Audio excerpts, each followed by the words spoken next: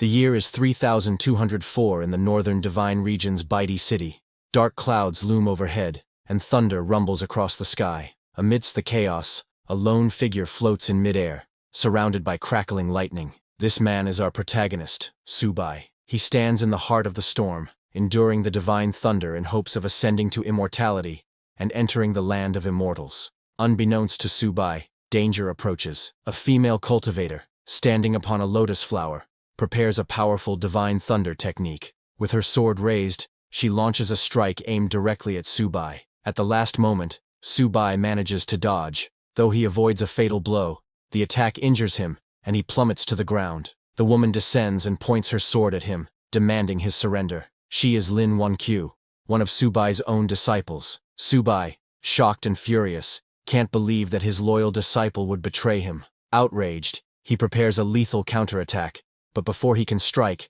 another disciple, Bai Yuyu, launches a sneak attack from behind, piercing a hole through Subai's chest. Bai Yuyu then turns to Lin Wankyu and insists that, despite their master's many sins, they should at least let him die with some dignity. Subai, gravely wounded, can only laugh at the betrayal. He had never treated his disciples unfairly. How could they do this to him? Enraged, he vows that he will not die alone. If he goes down, he will take them with him. Just as he is about to unleash another technique, a third disciple named Xuer activates the falling treasure copper coin, slamming Subai into the ground. He lies there, immobilized, stunned that even Xuer would side against him. Two other disciples, the eldest and the fifth, are missing, and Subai wonders about their absence. Xuer commands her master not to resist, blaming him for countless crimes that cannot be forgiven, and warning him not to blame anyone else for his fate. Hearing this, Subai only laughs and asks if they truly believe the false charges against him.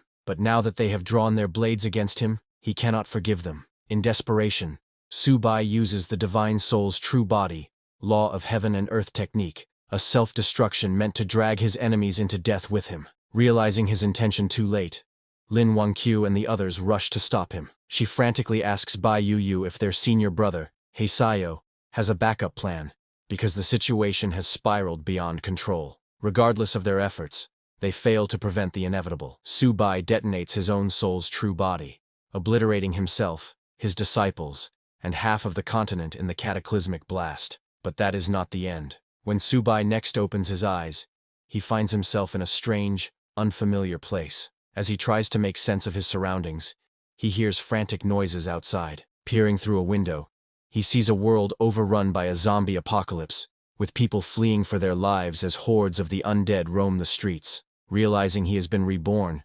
Subai's thoughts turn back to his traitorous disciples. Why would they betray him? What did they stand to gain? For now, those questions must wait. His priority is to train this new body to its peak, return to the world of immortal cultivation, and make his former disciples pay for what they did. He attempts to gather spiritual energy as he once did. His cultivation had been close to the immortal realm, so if he can just sense the ambient spirit power, he should be able to progress swiftly. Yet to his shock, he feels nothing. Thinking his body might be too weak, he looks outside again and realizes the truth. This world has no spiritual power at all. Furious, he could hardly believe it. How is this possible? Without spiritual power, there was no way for him to cultivate in this world. In fact, merely surviving here would already be extremely difficult. Just then, a man and a woman burst into the house, having barely escaped from the zombies outside. They looked terrified, as though they had nearly died. The yellow-haired boy immediately grabbed the woman. Another person, possibly named Vertical, tried to stop him, warning that her boyfriend might still be in the house, and that it would be bad if they were seen. The yellow-haired boy scoffed, telling her not to worry. Even if her boyfriend saw them, there was nothing he could do. As he removed his clothes, the woman suddenly noticed a bite mark on his arm, and asked how he got wounded. The boy shrugged it off, saying he might have been bitten by those crazed people on the street, and insisting it was nothing serious. They continued their business until, abruptly, the woman realized the boy had gone still. She asked him what was wrong, urging him to continue, but to her horror, he had turned into a zombie and attacked her. She struggled, barely managing to push him away. Meanwhile, Subai heard the commotion and wondered if someone else was in the house. Searching through the memories of his new body, he recalled that the woman was supposed to be his girlfriend, and the yellow-haired boy was her lover. Subai smiled bitterly, realizing that the original owner of this body had also been betrayed by those closest to him. Opening the door, Subai saw the now zombified boy lunging at the screaming woman. She noticed Subai and begged for help. He stared at her coldly, said nothing, and watched as the zombie tore into her flesh. Then, without a word, he closed the door behind him, thinking, serves her right. In a world with no spiritual power, Subai knew he had to find a way to survive. Otherwise, he might die here before ever returning to his original world. Sitting on the floor, he tried to retrieve something, anything, from his sea of consciousness that could save his life. Yet with his current cultivation level, advanced magic items like the 9 Changes Spirit Pellet were beyond reach. All he could do was rely on luck and hope for the best. Finally, he pulled out a low-level magic weapon, the 10,000 Souls banner. Subai was disappointed. How could he have ended up with such a low-level magic weapon? He had hoped to retrieve something that could truly save his life in this chaotic world. Just as his frustration peaked, a blue window suddenly appeared before him. System prompt. It has been detected that the host has obtained the magic weapon 10,000 Souls banner. The host is now bound to the 10,000 Souls banner system. Current system level 1. Capacity 10 souls. Upgrade requirement to level 2. Hunt down an elementary mutant. Curious, Subai wondered what sort of system this could be, especially attached to a mere low-level weapon like the 10,000 Souls banner. As far as he remembered, the banner's only function had been to collect souls. The system then explained that by using the 10,000 Souls banner, he could harvest the souls of the dead, convert their soul power into spiritual power, and feed it back to himself. The higher the banner's level, the stronger the souls it could collect, and thus the more spiritual power Subai would gain in return. There was a catch. Any person who had been dead for more than 5 minutes would have a soul that completely vanished, rendering it uncollectible. Subai smiled. So it really is possible to transform soul power into spiritual power. Even if this world lacked natural spiritual energy, he realized that, with zombies everywhere, there was no shortage of materials to harvest for cultivation. He remembered the girlfriend who had betrayed him and the yellow-haired boy, both now zombies, banging on the door. Subai opened it, and the 2 zombies lunged at him. He swiftly killed them with the 10,000 Souls banner, but to his surprise, they continued moving even after he attacked. At that moment, he activated the banner's true power, collecting their souls and converting them into spiritual energy. Subai was amazed to feel a breakthrough in his cultivation almost immediately. After absorbing their souls, he now had 2 controllable souls at his command, and his spiritual power had grown noticeably stronger. He couldn't help but smile. Despite its humble appearance, the 10,000 Souls banner had proven to be far more powerful than he ever imagined. Sometime later, outside, people were running in all directions, desperately searching for any safe place to hide. In the midst of this chaos, Subai was also looking for supplies. His body was still too weak. I can't do much cultivation in this condition, he thought. First, I need to find some supplies, then consider upgrading the 10,000 Souls banner. Suddenly, a group of zombies perched atop a nearby building heard the commotion below and leaped down into the fleeing crowd. Among them was a plump, blonde-haired woman who panicked upon seeing the zombies heading toward her. In a desperate attempt to save herself, she grabbed another woman from the crowd and threw her at the zombies, using the poor victim as a human shield. Subai happened to witness this horrifying act, and was shocked to recognize that the woman who'd been thrown to the zombies looked exactly like Lin Wangqiu, one of his disciples who had once betrayed him. Furious and confused about her presence here, he quickly summoned the 10,000 Souls banner and killed the zombies attacking her. Lin Wangqiu gasped with relief, grateful to be rescued. How did you end up here? Subai demanded, glaring at her. Not long ago you used the Divine Thunder technique on me, forcing me into a wretched state. Now you can't even protect yourself from a handful of low-level monsters. He could scarcely believe that his former disciple, who had once caused him so much trouble, was now so weak. Yet Lin Wangqiu only stared at him in bewilderment. She had no idea who he was or what he was talking about, and she couldn't understand how he already knew her name when, to her knowledge, they had never met. Standing up, she thanked Subai for saving her life and asked if they had met before. Incensed, Subai pointed his spear at her. Don't pretend to be crazy. You won't get away by feigning ignorance. Startled, Lin Wangqiu tried to calm him. This isn't the time for wild accusations. There are more monsters nearby. We should leave and find somewhere safe. Hearing her words, Subai hesitated. Did I get the wrong person? He wondered. Or is she simply not the Lin Wangqiu I once knew? Subai still found it difficult to believe that the woman before him wasn't the traitorous disciple he remembered. She looked identical to Lin Wangqiu, and he was sure he would never mistake her face. Unless, he thought, unless coming to this world caused her to lose her memories. As he moved closer, hoping to investigate, Su-bai's stomach growled. Lin Wangqiu smiled at the sound, and mentioned there was a large shopping mall not far away. She planned to gather supplies there and possibly take refuge. She invited Su-bai to join her, and although he hesitated briefly, he eventually agreed, if only to see for himself whether or not she was truly the same Lin Wangqiu. Gripping his hand, Lin Wangqiu urged him to hurry so they could stock up on supplies and wait for rescue. Su-bai followed her, still torn between suspicion and curiosity. Even if she really has lost her memories, he thought, her betrayal remains. Sooner or later, she'll pay for it. After half an hour, they reached the entrance of a Walmart supermarket. While standing at the front doors, Lin Wangqiu asked for Su-bai's name. Hearing this, Su-bai realized she truly seemed unaware of who he was. She wasn't faking her confusion at all. He refused to let his guard down. Stepping past her, he answered curtly, "Su-bai." Following a brief introduction, Lin Wangqiu invited him to head inside. She suggested they use the store's resources and wait for rescue. But to their surprise, the supermarket was already crawling with zombies, and not just ordinary ones. Among them was a mutated zombie that stood out. It kept mumbling phrases like, "Apply for a card, get 50% off," before slaughtering several normal zombies in its path. Then it charged straight at Su-bai. Su-bai smirked as he felt the creature's aura. It's probably at the initial stage of the spiritual sea realm, he realized. That must be an elementary mutant. Lin Wangqiu, terrified, hid behind him, urging him to retreat and find safety elsewhere. But Su-bai saw this as an opportunity, not a threat. A sacrifice that could help him upgrade his 10,000 souls banner to level 2. Summoning the banner, he commanded 2 zombie slaves he controlled to attack the mutant.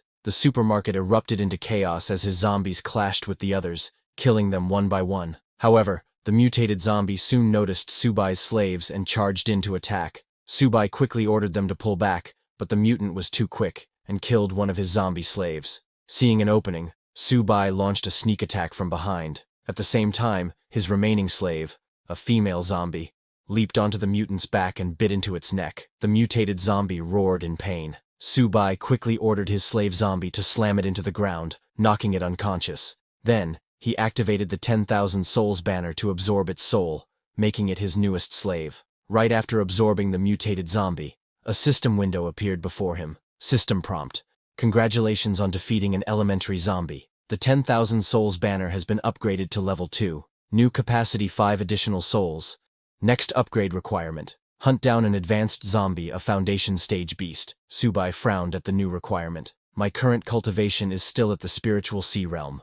To defeat a foundation stage beast, I'll need to absorb more spiritual power first." Meanwhile, Lin Wangqiu was awestruck by Su-bai's display of strength. She had originally dismissed him as some crazed individual, never imagining he was this powerful. Watching her childish admiration, Su-bai found it hard to believe she could be the same disciple who had once betrayed him and nearly ended his life. With the mutated zombie defeated, the survivors who had been hiding in the supermarket cautiously emerged. Relieved that the threat was gone, they began redistributing supplies and preparing to wait for rescue in relative safety. There seemed to be enough resources to sustain them for a while. Lin Wangqiu turned to Su-bai, pointing out how large the stockpile of supplies was. "If we use this wisely, we can stay hidden in a safe place until the rescue team arrives," she suggested. However, the other survivors were not so welcoming. One man stepped forward, glaring at Lin Wangqiu and Su-bai. "This is our territory," he declared.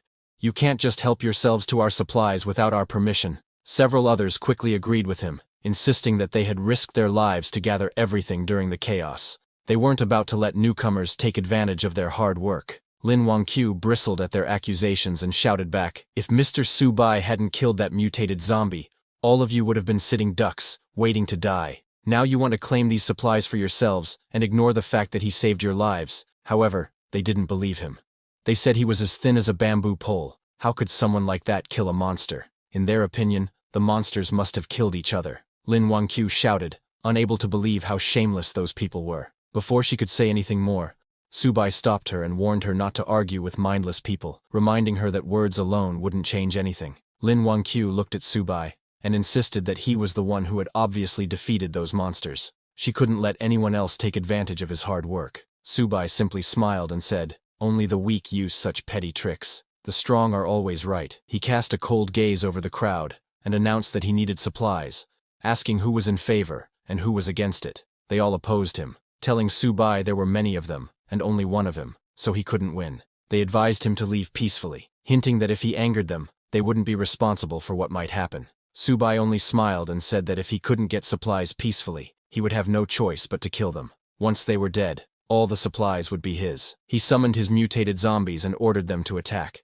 Terrified, the crowd begged Subai to spare them, promising he could take all the supplies he wanted as long as they could keep their lives. But he didn't care. He killed those who had threatened him. The rest fled in terror, trying to save themselves. Standing confidently, Subai asked if anyone else wanted to stop him. No one dared say a word. They stood silently, too afraid to even lift their heads. Then Subai turned to Lin Wangqiu and told her to take whatever she wanted. No one would dare oppose them now. She nodded and began collecting supplies. After stuffing her bag, she asked if Subai needed anything. He smiled and said that in return for saving her, all he wanted was help carrying some supplies. Secretly, he was testing her to see if she really had amnesia, or was only pretending. Lin Wangqiu agreed, packing his share of the supplies. Subai was confused. He didn't know if she really was his disciple Lin Wangqiu, or if he himself had lost his memory. After a few minutes, she finished packing and asked whether they should stay and wait for rescue or head elsewhere. Subai turned to leave, saying he planned to look for stronger zombies to hunt. All she needed to do was follow him with the supplies. Lin Wangqiu nodded and followed him. Once they were gone, everyone else breathed a sigh of relief. Even so, they couldn't believe Subai had dared to kill people so casually. They agreed to report him to the authorities if rescue ever came, insisting that someone like him should be brought to justice. But now that he was gone, they gathered around what remained of the supplies, dividing them up as quickly as possible before any other danger appeared. In the midst of their squabbling, oblivious to the threat looming behind them, Subai's 2 zombie servants crept up, ready to attack. Just then, one man in the crowd noticed the zombies and freaked out, running as fast as he could to save himself. Unfortunately, it was already too late. The zombies charged forward and took down everyone one by one. A blonde, overweight woman remained alive for a moment, terrified and pleading for help, but the zombies spotted her and crushed her head underfoot. Once the massacre ended, Subai gathered their souls and converted them into spiritual power. He knew leaving survivors would only cause him trouble in the future. Now that he could control 3 undead, Subai felt a bit safer. He was well aware that if he ever had to face more than 10 zombies at once, he'd have no choice but to retreat. Until his level rose, he would keep a low profile. Meanwhile, Lin Wangqiu, who had been following him, was exhausted. She asked if they could rest somewhere, but Subai told her he had no time to waste. If she slowed him down, he would leave her behind. Embarrassed, Lin Wangqiu insisted that she believed Mr. Subai would never abandon her. He smiled and asked why she was so sure, reminding her that they were strangers, and he could do as he pleased. Lin Wangqiu confidently replied that she knew the location of the powerful zombie he was looking for. Intrigued, Subai asked how she knew. Lin Wangqiu explained that, back at her university, she fled the campus after spotting a strange creature near the lake. It gave off an unusual scent, and she was certain it was dangerous. Nervously, she admitted she wasn't sure it was the advanced zombie Subai sought, but it certainly seemed formidable. Hearing this, Subai reasoned that if it was anything like the mutant beast in the supermarket, it was worth investigating. He told Lin Wangqiu to lead the way. Pleased that he believed her, Lin Wangqiu happily guided him toward the campus. Sometime later, the two of them finally reached their destination, but the campus was overrun with zombies. Lin Wangqiu stopped, scanning the surroundings anxiously. Seeing her hesitate, Subai asked why she had stopped yet again. Lin Wangqiu whispered for him to lower his voice. So many people at the school had turned into those creatures, and if they accidentally drew attention, they'd be in huge trouble. Subai told her not to worry, declaring he would handle the situation. He summoned his zombie servants and ordered them to clear a path. Lin Wangqiu, concerned, warned him they should do this quietly instead of being so reckless. But Subai ignored her protests, wondering what had happened to the world to turn so many humans into these half-human, half-ghost monsters. Suddenly, they heard noises behind them. Lin Wangqiu recognized the voices. It sounded like her classmates. They had ventured outside for supplies but were now trapped among the campus zombies. One of her classmates, terrified, hurled his weapon at a charging zombie, but missed. The zombie kept coming, yet another student arrived just in time and killed it. The student who saved him then grabbed the frightened boy, urging him to run back and regroup, because these monsters were way beyond their league. Lin Wangqiu realized these two were Gu Ming and Li Mingxuan, her classmates, though she couldn't fathom why they would be here of all places. Subai noticed her reaction and asked if she knew them. When Lin Wanqiu admitted they were her schoolmates, he turned to her and said, "Do you want me to save them or not?" Lin Wanqiu held Subai's hand and said, "While they're distracting the monsters, we can escape quickly. If the monsters spot us, we won't be able to leave." Subai then asked her, "Don't you want to save them? They're your classmates, aren't they?" Lin Wanqiu replied, "If I could help them, I would. But right now, I can't risk your life." Upon hearing this, Subai realized that if she had been the treacherous disciple from his past, she would never have said such a thing. She truly seemed to be just an ordinary girl. However, before they could leave, the very thing Lin Wanqiu feared happened. Her classmates noticed her and called out for help. Lin Wanqiu became furious. She couldn't believe that Li Mingxuan, one of her classmates, was desperately shouting amid so many zombies, potentially dragging them all down with him. All the noise quickly drew the zombies' attention. Panicking, Lin Wanqiu burst into tears and apologized to Subai for getting him involved. In response, Subai summoned his enslaved zombies to fight. Boasting that he had once slain the 9th demon lord of the underworld, he declared that these lowly undead were not worthy opponents. Although his summoned zombies managed to kill many of them, there were simply too many. Subai lost 2 of his contracted zombies, and his mutated zombie was also in trouble. He realized that dealing with 10 zombies at once was already his limit given his current strength. If they wanted to turn the tide and survive, he needed to lure some of the zombies away. He asked Lin Wanqiu if there was anything nearby that could produce a loud sound. Lin Wanqiu remembered her smartphone and handed it to Subai, who had never seen such a device before. He was baffled by the idea that a small box could make a loud noise. Instead of explaining, Lin Wanqiu simply turned on the phone's music. Subai was astonished by how loud the sound was coming from what he called a small metal box. Drawn by the blaring music, many of the zombies attacking the mutated zombie turned their attention towards Subai. Overjoyed by this new magical tool, he threw the smartphone to his mutated zombie slave. The mutated zombie caught the phone and started running, drawing most of the horde away. With so many zombies in pursuit of the mutated zombie, Subai and his remaining undead were free to dispatch the remaining threats one by one.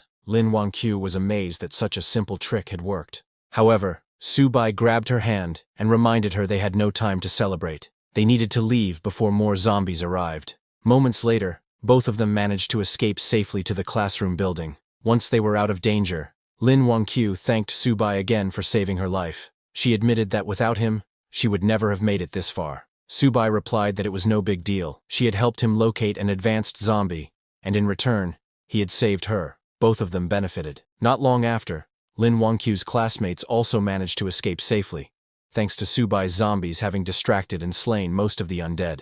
However, they quickly noticed that Lin Wanqiu was carrying a large bag of supplies. They were thrilled to see Lin Wanqiu return with so many supplies. With that amount, they believed they could wait for a rescue team to arrive. However, Lin Wanqiu scoffed and reminded everyone that these supplies were obtained by Mr. Subai, and she had no right to distribute them on his behalf. Li Mingxuan was furious. He told Lin Wanqiu that there was no point in distinguishing yours and his in a crisis like this. Other students also needed these supplies to survive. Another one of Lin Wanqiu's classmates, sensing the tense atmosphere, stepped in and suggested they all stop arguing and return to the classroom first. They could decide how to distribute the supplies once they were somewhere safer. Turning to Subai, he also invited him to join them, saying they should all stick together in times like these. Subai and Lin Wanqiu followed them back to the classroom. On the way, Lin Wanqiu apologized to Subai for the trouble, but assured him that she would not let anyone touch his share of the supplies. Subai told her not to worry.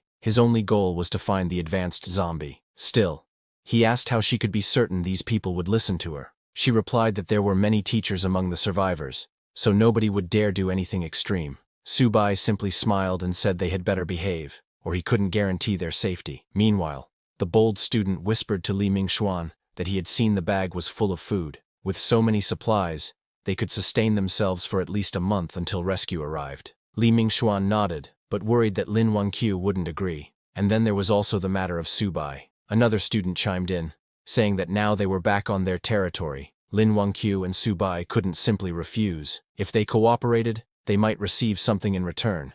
If not, they would have to deal with them the hard way. Moments later, they arrived at the classroom door. Li Mingxuan called out to the teacher to open up, announcing they had brought supplies. The teacher, relieved to see them safe, invited everyone inside and asked for the supplies to be handed out. As Subai entered, he noticed that many survivors were present. They had managed to avoid the zombies so far, perhaps because the undead hadn't swarmed this area yet. The same bold student pressed Lin Wangqiu to distribute the supplies right away, complaining that they hadn't eaten anything for 3 days. Gritting her teeth in frustration, Lin Wangqiu said she would only give out half. Mr. Su Bai owned the other half, and they had no right to touch it. Li Mingxuan scoffed and asked why a single person needed so much food. He offered to buy Su Bai's share at 10 times the market price. Looking at Su Bai, he asked if he minded selling. Su Bai smiled and agreed. In that moment, Li Mingxuan tried to claim all of Lin Wangqiu's supplies, forgetting that Su Bai was no pushover. Su Bai promptly summoned his mutated zombie slave, ready to attack Li Mingxuan. Seeing the monster appear inside the classroom, everyone panicked and scrambled for safety. Only then did they realize the zombie seemed to be under Su Bai's control. Su Bai grabbed Li Mingxuan by the collar and snarled that, because of Li Mingxuan's earlier actions, he had lost 2 undead minions. Yet Li Mingxuan still dared to demand Su Bai's supplies. Li Mingxuan apologized profusely and begged for his life. Su Bai asked, "Should I kill you? Or should I take your soul to make up for my losses?" Terrified, Li Mingxuan pleaded with his classmates Zhang Hao and Gu Ming to intercede, since they were the ones who had come up with the plan in the first place. Zhang Hao and Gu Ming quickly denied any involvement, insisting it was all Li Mingxuan's idea, and that he alone should bear the blame. Li Mingxuan was shocked at the betrayal, cursing them for abandoning him. He turned to Lin Wangqiu, begging her to ask Su Bai to spare him. He promised he would never try to steal supplies again. Su Bai was curious how Lin Wangqiu would react. Surprisingly, she apologized on Li Mingxuan's behalf and asked Su Bai to forgive him just this once for everyone's sake. She said they could take her share of the supplies, but no one was to touch Su Bai's.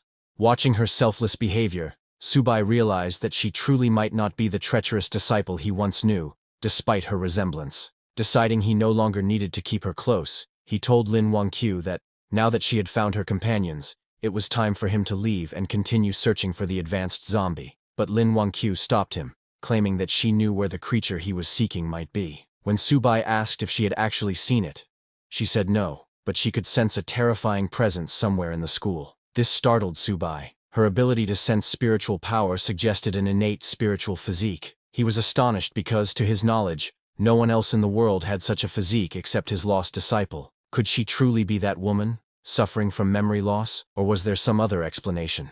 In the original cultivation realm, before Su Bai was betrayed by his disciples, Lin Wangqiu approached him, requesting to become his disciple. In response, Su Bai told her that he would only accept her if she found something for him first. Lin Wangqiu successfully found what Su Bai had asked for, and returned, requesting again to be accepted as his disciple. When Su Bai asked how she managed to locate it, Lin Wangqiu respectfully bowed before him and replied, "I was born with the ability to track and trace. If you accept me as your disciple, I will be the sword in your hand. I will never let you down." Seeing her determination, Su Bai accepted her as his second disciple. With her innate spiritual physique, her future achievements would not fall short of his own. However, Lin Wangqiu humbly told him, "My life was saved by you. I would never dream of surpassing you. I only wish to serve by your side and ease your burdens." Su Bai walked up to her and said, "Stop calling me senior. Now that you're my disciple, you should call me master." That was the moment Su Bai learned that Lin Wangqiu possessed the innate spiritual physique. Although he wasn't sure how she had lost her past memories, for him, it didn't matter. He was still planning to kill her. He extended his hand to capture her soul and make her his servant, dooming her to eternal soul refinement. But suddenly, Lin Wangqiu grabbed Su Bai's hand and urgently warned, "That thing I've been sensing, it's really coming this way. We must leave now before it's too late." Hearing this, Su Bai fell silent. Then, in the next moment, he burst into laughter like a madman, shocking everyone in the room. He thought to himself, "I nearly killed her just now. But this is an innate spiritual physique, a one-of-a-kind rare body. Killing her outright would be such a waste. Rather than that, I'll treat her as a chess piece. Once she outlives her usefulness, I won't shortchange her. She'll have her own place inside the Soul Banner." Meanwhile, the mutated monster Lin Wangqiu had warned about approached the building. It had sensed Su Bai's spiritual energy and followed it here, to where Su Bai and the others were gathered. This mutated creature was intelligent, and it had recently been lucky enough to absorb a trace of spiritual energy to recharge its core. If not for that, it too would have eventually turned into one of those half-human, half-ghost abominations. When it detected the presence of spiritual energy in this barren world, it was thrilled. Finally, a chance to break through to the next realm. Standing in front of the university building, the mutated beast looked up, then leaped straight through the upper floor, crashing into the room where Subai and the others were. Seeing the creature, Subai thought, is this the powerful entity Lin Wanqiu mentioned? A mutated snake demon? But as he observed it more closely, something felt off. This mutated beast's aura, it felt familiar. The students in the room panicked, screaming and trying to escape, but to their horror, the door was locked. They couldn't get out. Lin Wanqiu pointed at the beast and exclaimed, "This is the same creature I saw by the man-made lake. It has the same aura I've been sensing all this time." Subai was surprised. This mutated snake demon, it actually possesses spiritual energy? This isn't some ordinary mutant. This is a demon beast from the cultivation realm. But then he wondered, why would such a creature appear in a place like this? The mutated snake demon sneered and spoke. Even though this world lacks spiritual energy and is crawling with ghostly pests, it's far more fun than that wretched cultivation realm. I can feast on humans freely here, without interference from those damned cultivators. It grabbed one of the students to devour. The terrified student cried for help. The teacher, Bai Ling, turned to Lin Wanqiu and begged her to ask Subai to save the students. If he can protect them, she will do anything he asks. Subai glanced at her coldly and said, "Whether I can or not is beside the point. What do their lives have to do with me?" Still desperate, the teacher pleaded, "I'll pay you a lot of money. Just save them." But Subai rejected her offer. "I'm not interested in money. Don't worry. Once you're all dead, I'll collect your souls." As the snake demon devoured the student, Subai ordered his mutated zombie to attack. The zombie leapt into the air and struck from behind, knocking the mutated snake demon to the ground. As the beast lay unconscious, the zombie jumped on top of it to finish it off. But suddenly, the snake demon's eyes flew open. It extended its tongue, wrapping it tightly around Subai's zombie. Staring at Subai, it said, "I knew it. My nose wasn't wrong. There really is spiritual energy here. Unbelievable. A cultivator in this world? Their strength may be weak, but it's enough." Just as it grew excited, Subai's zombie kicked its mouth, freeing itself from the demon's tongue grip. Subai smirked. "So the mutated snake demon is coming for me after sensing my spiritual energy? Doesn't matter. I'll just take it down." A monster in the foundation stage. In the past, this kind of trash wouldn't have been worthy of Subai's attention. But now, when his cultivation is only at the spiritual sea realm, he had to be more cautious. These people, killing them and refining their souls might just be enough for him to break through. Turning to them, he coldly announced, "Unfortunately, in my current condition, I can't handle that thing. You're all on your own. If you're willing to join my 10,000 souls banner and help me break through, there may be a sliver of hope." He smirked, saying, "Of course you can refuse. But if you do, I'll leave,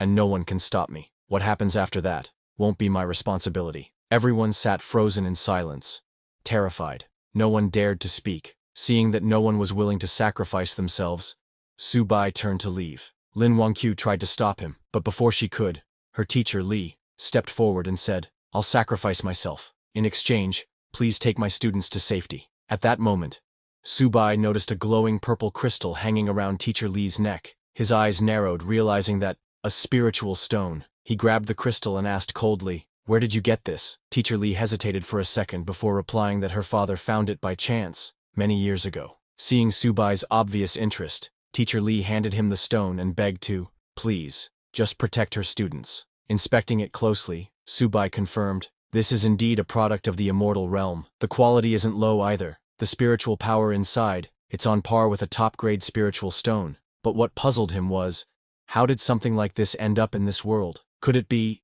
that his and Lin Wanqiu's rebirth here wasn't a coincidence? If that's true, then maybe his other disciples are here too. Just then, the system detected the spiritual stone and prompted, "Would you like to use this item to enhance the 10,000 souls banner? Doing so will increase your control level over undead by 1 tier." Subai was stunned. He didn't expect that this spiritual stones can directly upgrade the banner. He made a mental note that he need to collect more of these in the future. He accepted the item and agreed to Teacher Li's request, telling her to wait here and don't run. Meanwhile, the mutated snake demon, enraged after being attacked by Subai's mutated zombie, roared, "How dare you steal from me!" It charged straight at Subai, intending to kill and refine him to boost its own cultivation. But Subai had already begun absorbing the spiritual stone's energy. He commanded his zombie to block it and don't let it get close. The zombie charged in, but the mutated snake demon dodged easily. Grabbing the zombie, it slammed him into a nearby wall. Then it noticed something.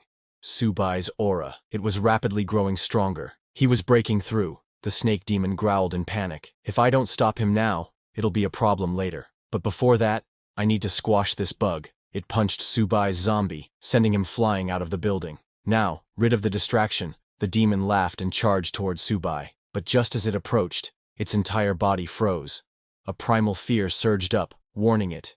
Danger, Subai smiled, his body glowing with spiritual light. My 10,000 souls banner needs a foundation beast for sacrifice, he said calmly. And that's you. The mutated snake demon was stunned. Ask what is happening. Suddenly, Subai's mutated zombie, now evolved from ordinary class to evolutionary class, returned. Towering over the snake demon, it grabbed the creature by the neck. Subai gave the command it to kill him. The zombie stabbed its sharp claws into the demon's chest, piercing clean through. Then it lifted the demon into the air and hurled it across the building. But just before falling, the mutated demon clung to the edge and caught itself. Breathing heavily, it realized that it underestimated Subai.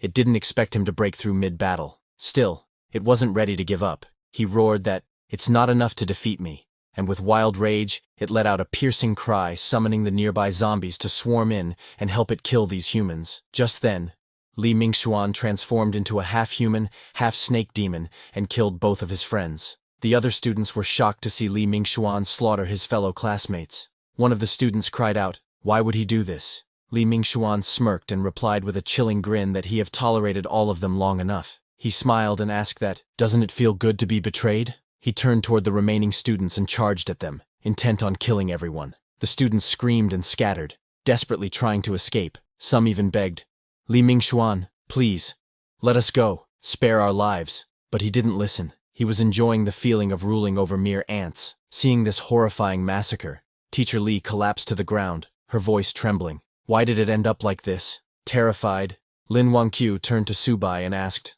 "What happened to Li Mingxuan?" Subai simply smiled. He didn't expect to see a human willingly become a beast's servant, but this development suited him perfectly. The more that die, the better. It saves him the effort. They'll all become part of his 10,000 souls banner eventually. As Li Mingxuan prepared to kill the last student, Teacher Li stepped in and shouted, "Stop! I can't let you go on like this." Li Mingxuan grabbed her by the collar and hissed, "You want to die too? Fine. I'll grant your wish and kill you first." Just as he raised his claws, Subai intervened. He pulled Teacher Li back. Lin Wangqiu told her urgently, "There's no way to appease everyone in this situation.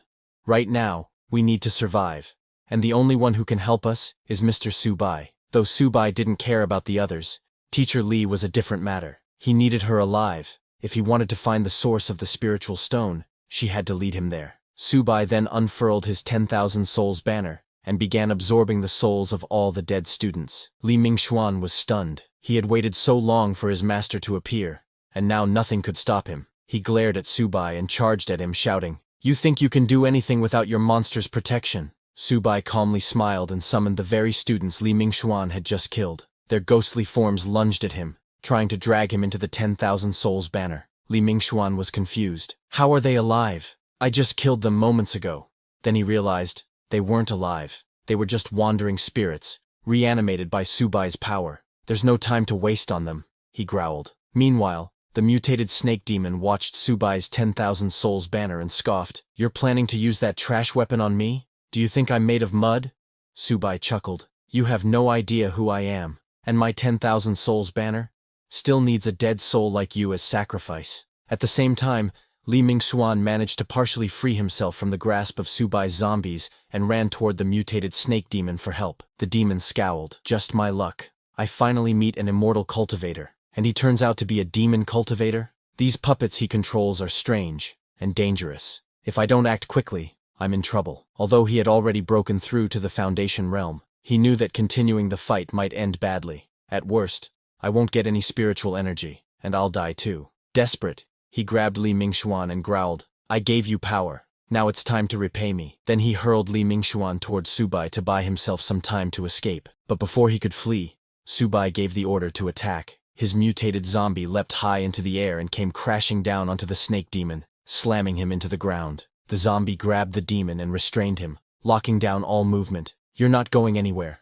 Just as the mutated snake demon struggled to break free, Subai made his move. He transformed several of his zombies into stone statue form, anchoring them into the demon's limbs, binding its hands and feet so tightly it couldn't move an inch. The demon let out a pained roar, its body shaking violently. Blood oozed from the cracks in its scaled flesh as it cried out in fury and humiliation. "I admit defeat. For today," it hissed, its voice trembling with suppressed rage. "But don't think this is enough to hold me forever." In a desperate move, the demon's main body detached from the larger snake host and fled into the distance like a dark shadow melting into the horizon. Li Mingxuan, who had just barely survived, watched the escape in panic. "Don't leave me behind. I haven't escaped yet." But before he could move, the remaining students, those who had narrowly survived his betrayal, surrounded him, cold hatred burning in their eyes. "Karma always comes back around," one muttered. "You really think you'll walk away after killing so many of us?" Fear flooded Li Mingxuan's eyes as he stumbled back. "Stay away. I'll kill you if you come any closer. I swear." But the crowd no longer feared him. They descended on him without mercy, fists and feet replacing words. Li Mingxuan died the same way he lived, violently and utterly alone. Nearby, Lin Wangqiu turned toward Subai, her voice filled with disbelief. "That monster. We're really just letting it go." Subai only smirked. "It's just a lowly snake demon. Does it really believe it can escape my spiritual sense?" Far away, the mutated snake demon, now free from its bindings, let out a long breath. It had narrowly escaped death, but one question clawed at his mind. Where did that demonic cultivator come from? Then a chilling realization crossed his thoughts. Could he too have been pulled into this world through the chaotic spatial rift? "Just like me," he scoffed. "Doesn't matter. I'm free now. A Foundation establishment cultivator like him, he'll never find me." But he was wrong. Before he could take another step,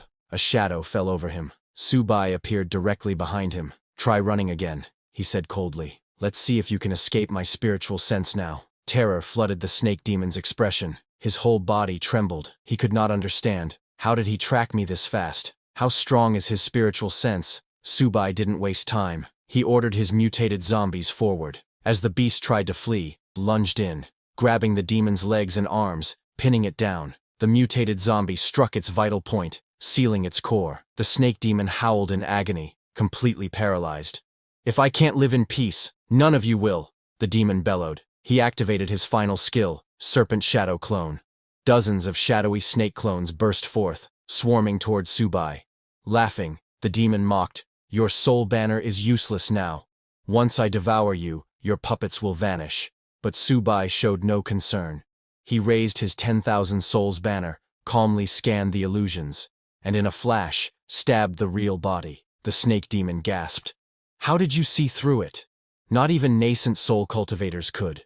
Subai's expression remained unchanged. "If you weren't still useful, I would have shattered your soul already." With that, he unleashed the soul-binding power of the banner. Black tendrils wrapped around the demon's very spirit. "You'll never get me," the demon roared. "I'll destroy my soul before I serve you." In a final act of defiance, it attempted to self-destruct its soul, but once again, it had underestimated Subai. With a single thought, Subai activated his spiritual sense manifestation. His soul form materialized in front of the demon, grabbing and stopping the detonation mid-explosion. The snake demon stared in horror. "That pressure. You're not Foundation establishment," his voice cracked. "Soul formation?" The truth hit him like a blade to the chest. He had offended a soul formation powerhouse. He dropped to his knees, pleading, "Don't kill me. I was wrong." But his pleas fell on deaf ears. The 10,000 souls banner absorbed his soul in its entirety. System notification. "Congratulations.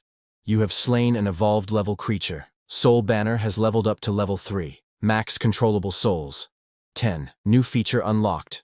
Enhancement mode. You can now feed spiritual energy-infused objects to your undead souls to boost their strength." Subai stood silently, staring at the faint glow of the soul banner. He was amazed. He hadn't expected that spirit stones could be directly fed to the undead. If that was true, then as long as he had enough stones, he could rapidly forge a powerful undead army. In that case, he thought, gathering spirit stones must become a top priority. Once he gained enough strength to protect himself in this chaotic world, it would be time to visit his loyal little disciples. Meanwhile, back at the university, Teacher Li turned to Lin Wangqiu, her voice laced with concern. "Subai went after that monster. Isn't he in danger?" But Lin Wangqiu replied calmly, "Don't worry. Mr. Subai will be totally fine. A monster like that is no match for him." Teacher Li let out a quiet sigh of relief, but curiosity soon crept into her eyes. "You seem to trust him a lot. He doesn't appear to be a student here. How did you meet him?" Lin Wanqiu hesitated for a moment before speaking. When I ran out of the school during the chaos and was about to be attacked by monsters, he saved me. Her eyes flickered with a strange emotion. When I first met him, I felt something odd, a strange sense of familiarity, like I've seen him before. Just then, Subai returned. Lin Wanqiu ran toward him. Mr. Subai, are you hurt? He pushed her gently aside and replied coldly, a low-level demon like that? There's no way it could hurt me. Then he turned to Teacher Li. Do you know where to get more of those spirit stones? Teacher Li looked apologetic. That one belonged to my father. I don't really know where he found it. If you want answers, you'll have to ask him yourself. Subai narrowed his eyes. She hesitated again, then spoke cautiously. If you truly want to find him, we'll have to make another deal. The last time I spoke with him was 3 days ago. He was trapped somewhere, waiting for rescue. If you want that information, we'll have to find him first. Subai's face darkened. This woman, is she trying to use me to save her father?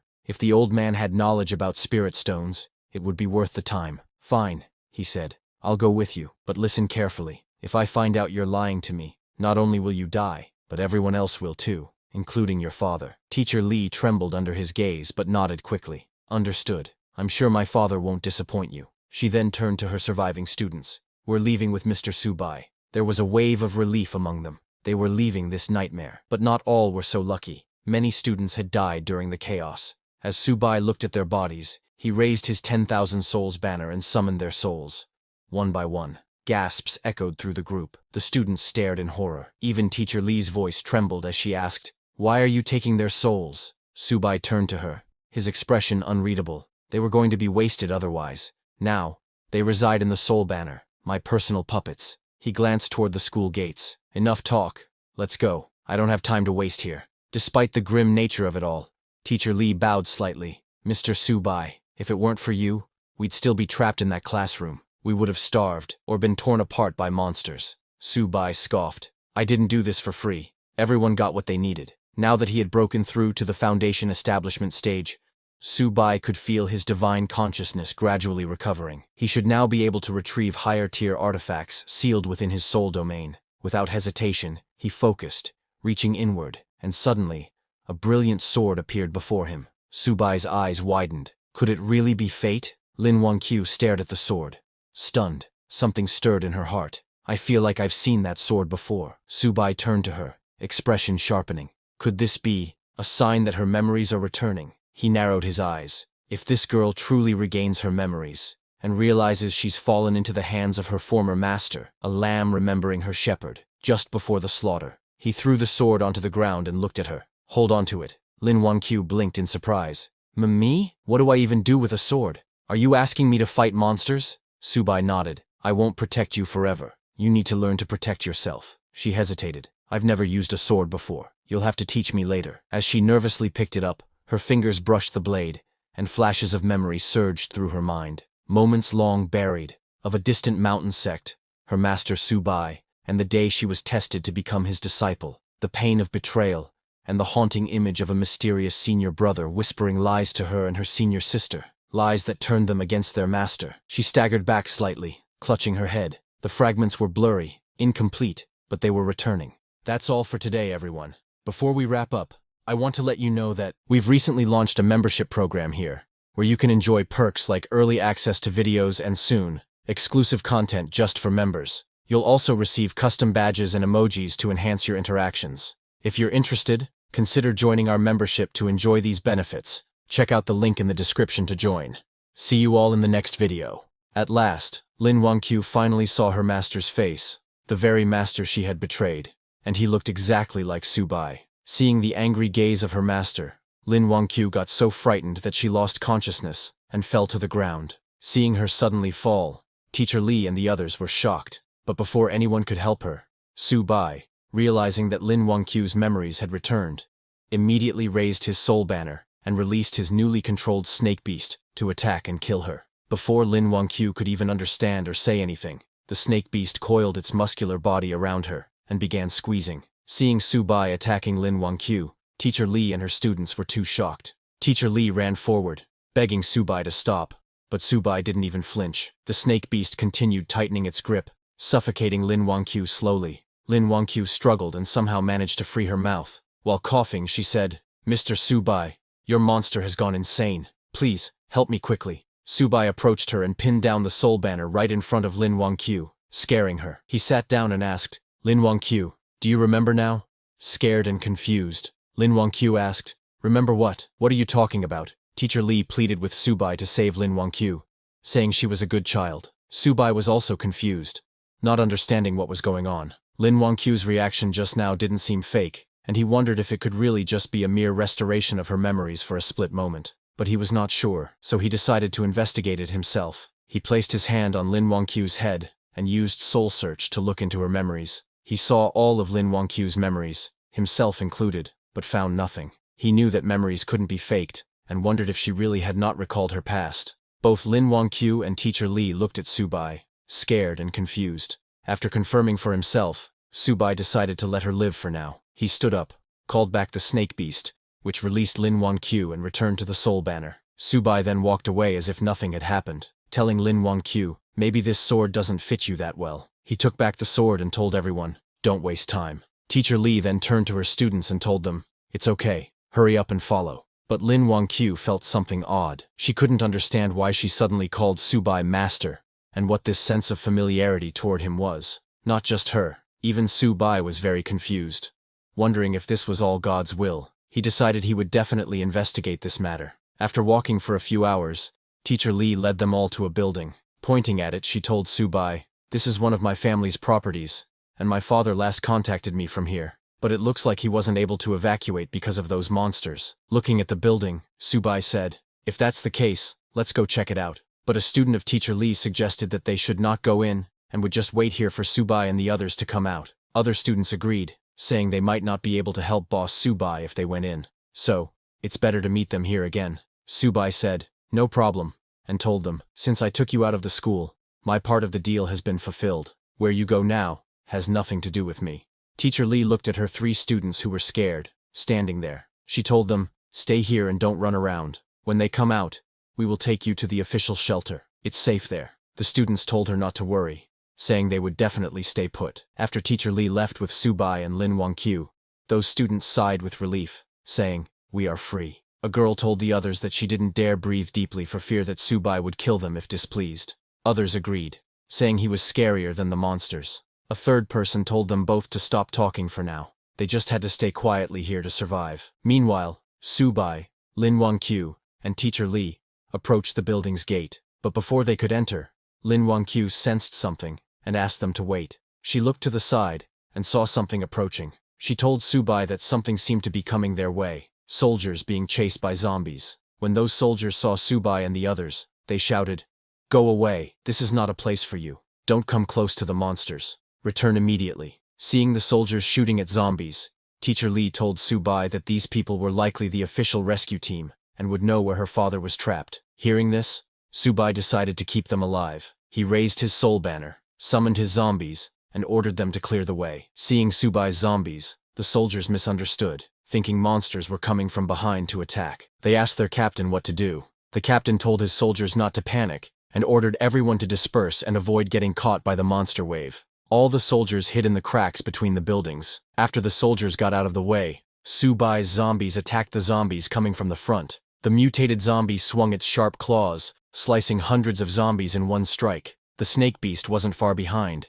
It opened its huge mouth and devoured the zombies. Seeing Subai's zombies attack the other zombies, the soldiers became confused. One soldier asked his captain why these monsters were fighting each other. Another said he had never seen such a strange thing during missions. Even their captain was confused, asking, what's going on? What kind of fight is this? Subai's monsters continued killing the zombies, making a path for Subai. Soldiers hiding behind walls were very confused. Their captain told them not to be careless, and to evacuate now before the monsters noticed them, saying they would only be safe when the awakened were sent in. Hearing that, a soldier said, I heard those people in the bureau praise them for being amazing, but are they really that great? We're all the same in the end. How can they be superior? The captain told that soldier he said that because he hadn't seen their power. He said he once saw an S-level awakened, just one person, fighting against thousands of troops. Hearing about one man fighting thousands of troops, a soldier said, that's too exaggerated. Are they superhumans? Suddenly,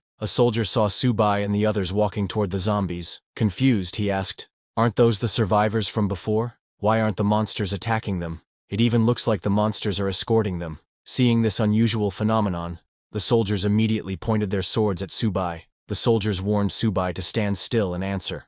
Otherwise, they would open fire. But Subai didn't even look at them and continued walking ahead. Seeing this, the soldiers asked their captain if they should open fire. But after seeing Subai controlling the monsters, their captain lowered his gun and told his soldiers to forget it, because this person was not someone they could handle. The captain came out of hiding and asked Subai to wait. He introduced himself as Xiao Changqing, the captain of the 3rd Search and Rescue Team of Z City, and asked Subai if they were the awakened sent by the higher-ups to assist them. Hearing that, Subai finally stopped and looked back, asking the captain what he meant by awakened. The captain replied that Subai was not the one he was referring to, and then tried to ask if Subai was the awakened. But before finishing his sentence, he stopped, thinking that since Subai was not a registered awakened from the bureau, could he be a lone wolf? That would be bad news. Then Teacher Li stepped forward and told the captain that they were here to find someone, her father, Li Zhenghao. Hearing the name, the captain told Teacher Li that Li Zhenghao was on their rescue list.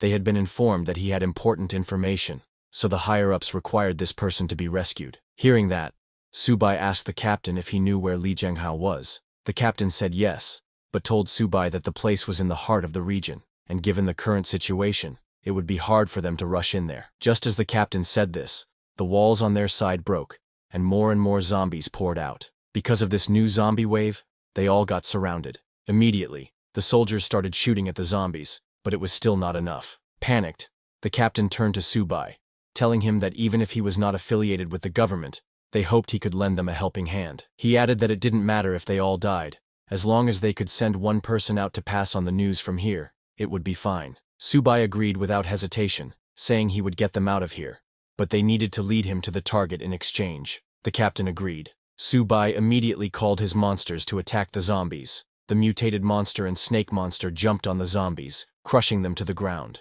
Subai's mutated monster sliced off hundreds of zombies in one strike, while the snake monster shot fire from its mouth, burning thousands of zombies. The soldiers were shocked to see how strong Subai's monsters were. One soldier asked his captain if this was some kind of superpower, adding, "Isn't this too extreme?" Another asked if all awakened were like this, and if any one of them could destroy everything like this. He added that compared to Subai, what they had in their hands was just a fire stick. With a serious expression, the captain told his soldiers that not all awakened were that strong.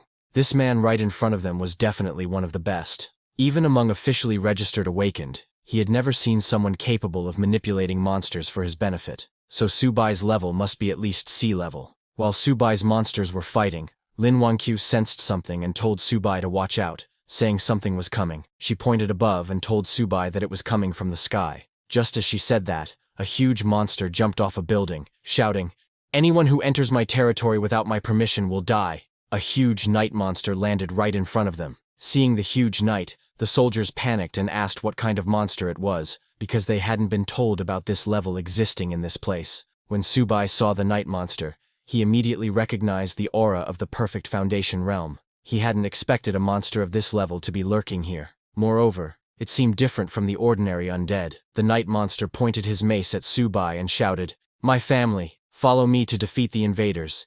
Hearing his voice, all the zombies in that area charged at Subai. Seeing them coming, Lin Wangqiu panicked and asked Subai what they should do now.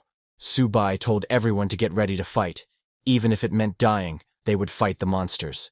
Subai was very excited to see the night monster, knowing that sure enough, this was a rare undead creature with intelligence. If he could capture its soul and send it into the 10,000 souls banner, there was a high probability that the souls of his subordinates would gain independent consciousness. Subai stepped forward with Lin Wangqiu and Teacher Li and told the soldiers to step back, saying this night monster was his prey. Subai was confident that as long as he captured it, there was hope to create an army of undead with independent intelligence, which would greatly enhance his combat power. He then summoned his monsters and ordered them to attack. Subai's monsters charged at the night monster at super speed. The mutated monster jumped into the air and punched the night monster with full power, blocking its mace with its blackened fist. Taking this opportunity, the snake monster coiled its muscular body around the night monster's leg, making it unable to walk. The night monster looked down and saw that Subai was controlling the undead. Realizing that this human was very dangerous, the night monster became very angry. It released an energy blast from its body, sending all of Subai's monsters flying.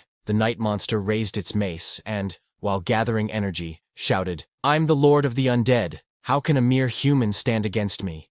Saying that, the night monster swung its long mace at Subai's monsters, aiming to kill them all in one strike. Seeing the night monster's power, Subai was a little surprised because it looked like the night monster had combat capabilities comparable to at least a Golden Core realm warrior. Now Subai began to wonder where this undead monster had come from.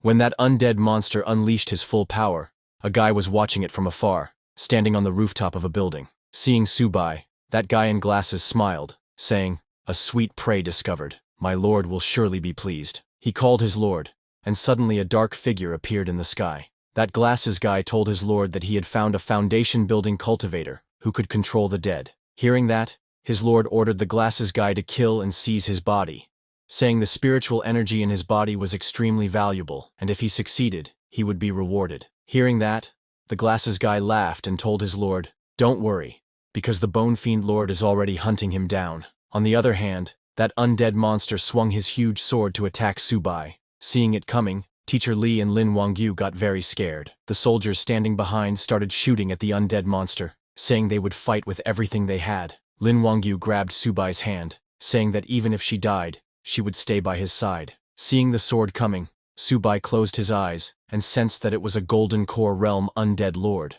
but it was just a fake. Its true strength was merely at the peak stage of foundation building, and even though Subai had lost all his cultivation, he was not someone a beast like that could stop. He immediately took out the sword he had given to Lin Wangyu before, then manifested his Dharma body of the peak level. His Dharma body was very huge, and it unleashed itself. Subai used it to cut down the undead monster's sword. This completely shocked the undead monster, and it looked ahead, shocked to see Subai's Dharma body, asking, "How is this possible? How is there a manifestation of the heavens and earth, which is a nascent soul secret technique?" Seeing that, even the soldier's captain got shocked, saying, "This is stronger than any ability user I have ever encountered. This is just insane." A soldier asked the captain, "Are there really ability users this powerful?" But on the other hand, Subai started sweating because he had just barely gathered a bit of spiritual energy, and now, it was all gone. But getting a scaled king in return was worth it. Seeing that even a nascent soul secret technique was being used,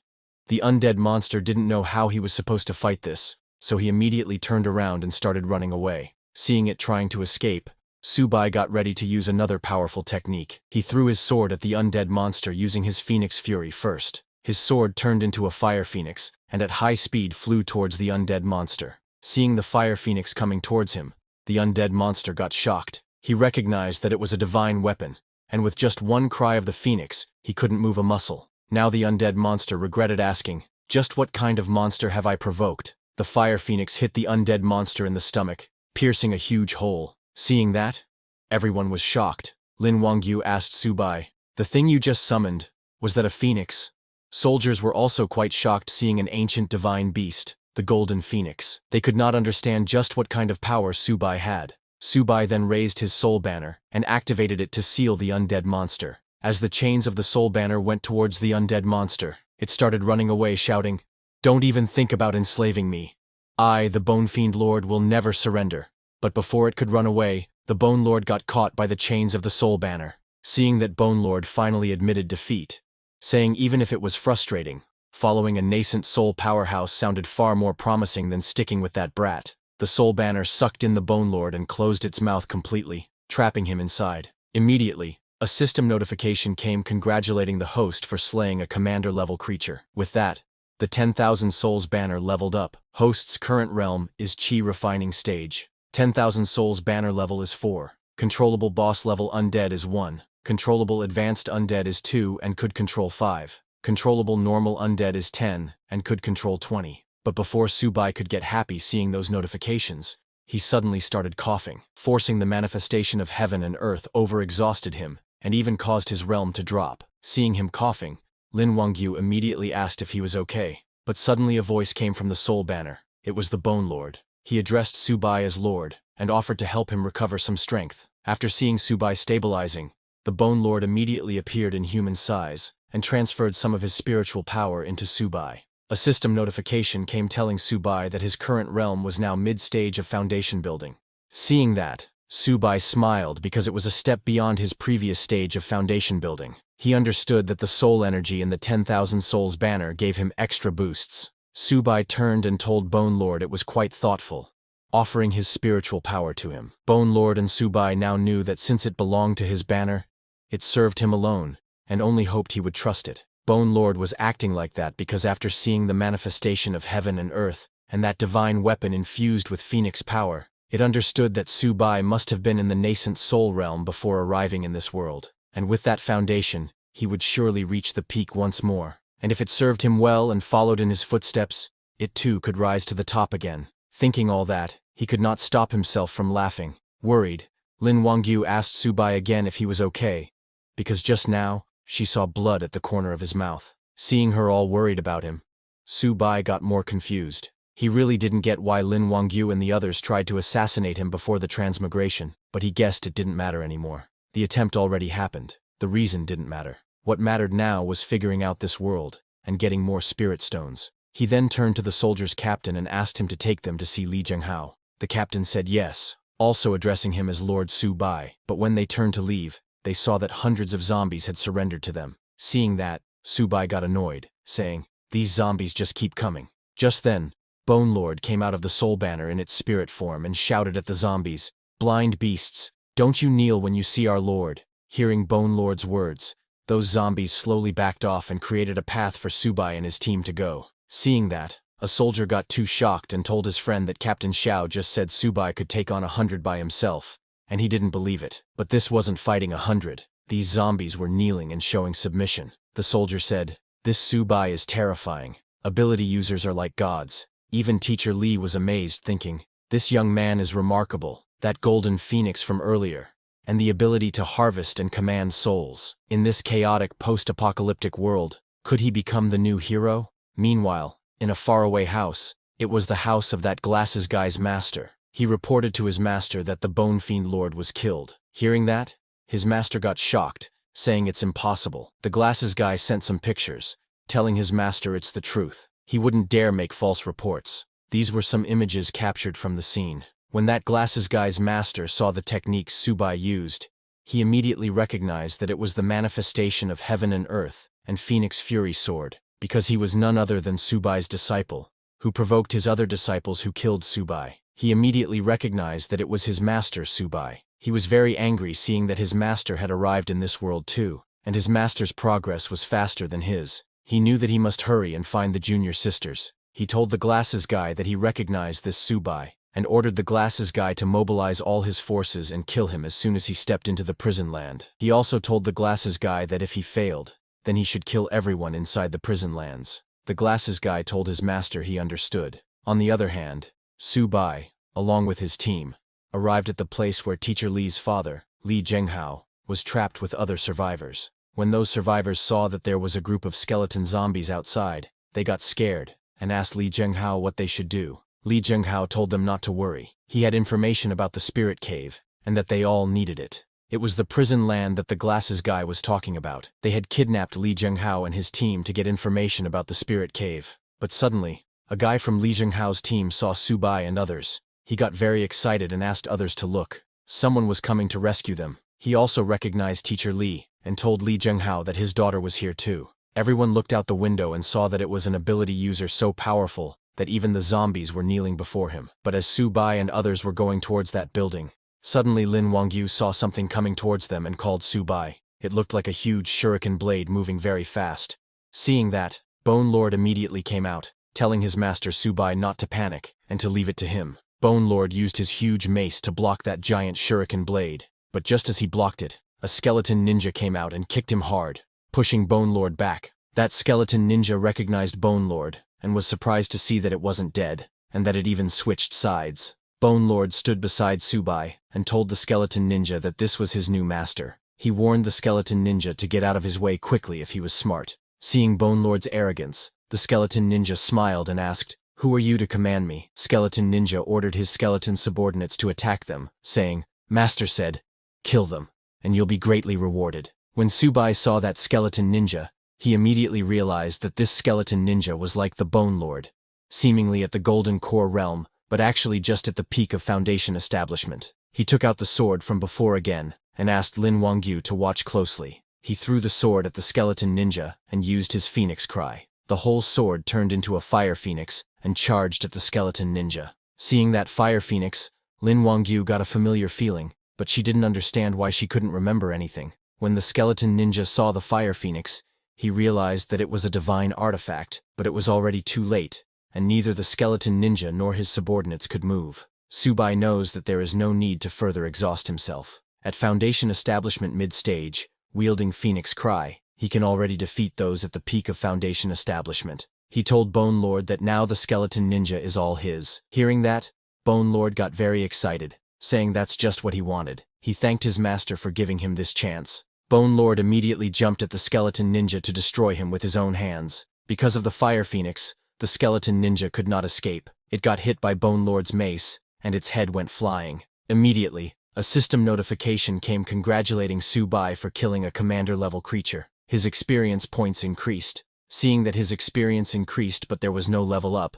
Subai got a little disappointed. On top of that, the level 4 10,000 Souls banner can still only control one boss-level undead. But Subai didn't think much of it, and asked Bone Lord if it could handle this skeleton ninja's golden body. Hearing that, Bone Lord got surprised. Subai told Bone Lord that maybe it would help him break through to the next level. Hearing that, Bone Lord got very happy, and thanked Subai for his grace, saying he would serve him with utmost loyalty, even unto death. Immediately Bone Lord started devouring the skeleton ninja's body. He was laughing at the skeleton ninja because, thanks to joining Master Subai, he survived. Otherwise, it would have been the one getting devoured. As Bone Lord devoured the skeleton ninja's body, its whole body got full of energy. He laughed and told Subai that after consuming the skeleton ninja, its power was now firmly at the Golden Core realm, and if it encountered this blood zombie again, it could take on 10 of them. Seeing that Subai killed the skeleton ninja with one strike, the people trapped in that building got very happy, thinking they were saved.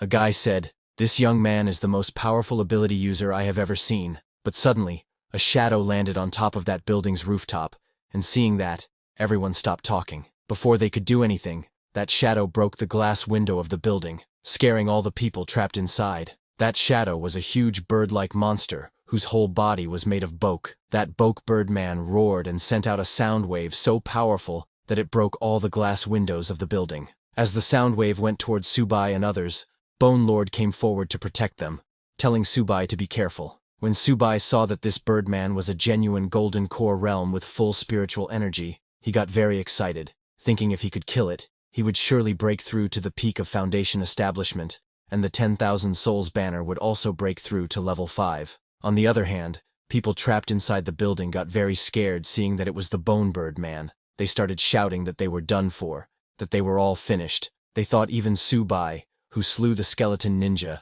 might be powerless against the Bone Birdman, because the team of ability users who rescued them earlier killed zombies like they were chickens. But when the Bone Birdman appeared, they were instantly killed. It took less than 5 seconds. All 12 ability users died without even putting up a fight. After sensing the Bone Birdman's power, even Lin Wangyu got scared, thinking it was over. They were truly finished. On the other hand, inside the building, when Teacher Li's father saw everyone panicking, he asked everyone to please hold on a bit longer. They must believe in the young man by her daughter Jingya's side. That glasses guy was also there, looking at them from a faraway building. He was the one controlling all those monsters who attacked Subai. He was very excited because his master wanted him to kill Subai, but didn't believe he could. So the glasses guy had decided to kill Subai and show his master. That's why he summoned the Bone Birdman, a Golden Core realm monster with 5 clones, each with different abilities. He smiled and waited to see how Subai would handle this. When that Bone Birdman saw that Subai was a Foundation Establishment mid-stage cultivator, he laughed, saying, "Such delicious flesh and blood. Today, he shall become my food." The Bone Birdman then raised his huge wings and used his powers. Just as he flew into the sky, he split into 5 Bone Birdmen with different colored wings. As all 5 of those Bone Birdmen flew above Subai, the red-winged Bone Birdman roared loudly, sending a very powerful sound wave at them. That red-winged Bone Birdman's power was sound, and the sound it created was so loud that everyone immediately fell to the ground. Their heads started hurting like crazy. Even Bone Lord's head was hurting. He told Subai that this Birdman was his previous master's trump card puppet, with the strongest power. The one making the sound now is the Sonar Birdman, and there's also Venom, Blade, Bronze Wall, and Titan. Hearing that, Subai got worried because of that sound. Though Subai was not in pain like Lin Wangyu, his internal spiritual energy was being suppressed. If the others attacked simultaneously now, it would be quite troublesome. So Subai immediately raised his soul banner and told Bone Lord that since it said it could take on 10,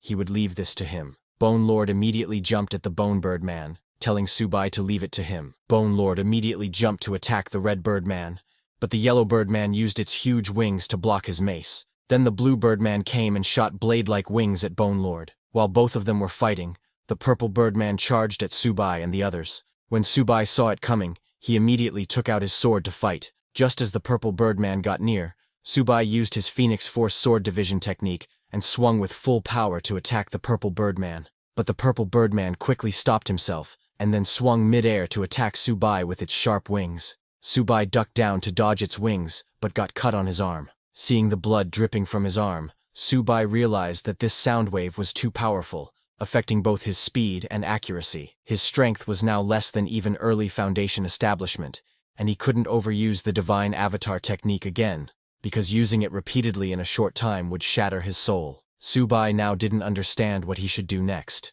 But Subai is the mighty emperor, and has slain demon kings before. He knows that this mere Birdman is just a matter of time. Once he breaks through the Sonar's influence and regains his strength, with the Phoenix Cry Sword, he will have a chance. He raised the soul banner and released all his zombies and slaves, ordering them to charge. Subai's zombies and the giant snake charged towards the Birdman, but even all of them were no match for the Birdman and his clones, who were flying into the air and using 5 different powers. As Subai was struggling, suddenly one attacked him from behind, injuring his back. As Subai fell to the ground, that Birdman laughed at him for trying to stop the sonar power, saying it was impossible. Seeing them laughing at his master, the Bone Lord got furious and challenged the Birdman, saying, "Aren't you Su Haoji's trump card? Is this all you've got?" Hearing that, the Green Birdman attacked the Bone Lord, mocking him that his strength was spent.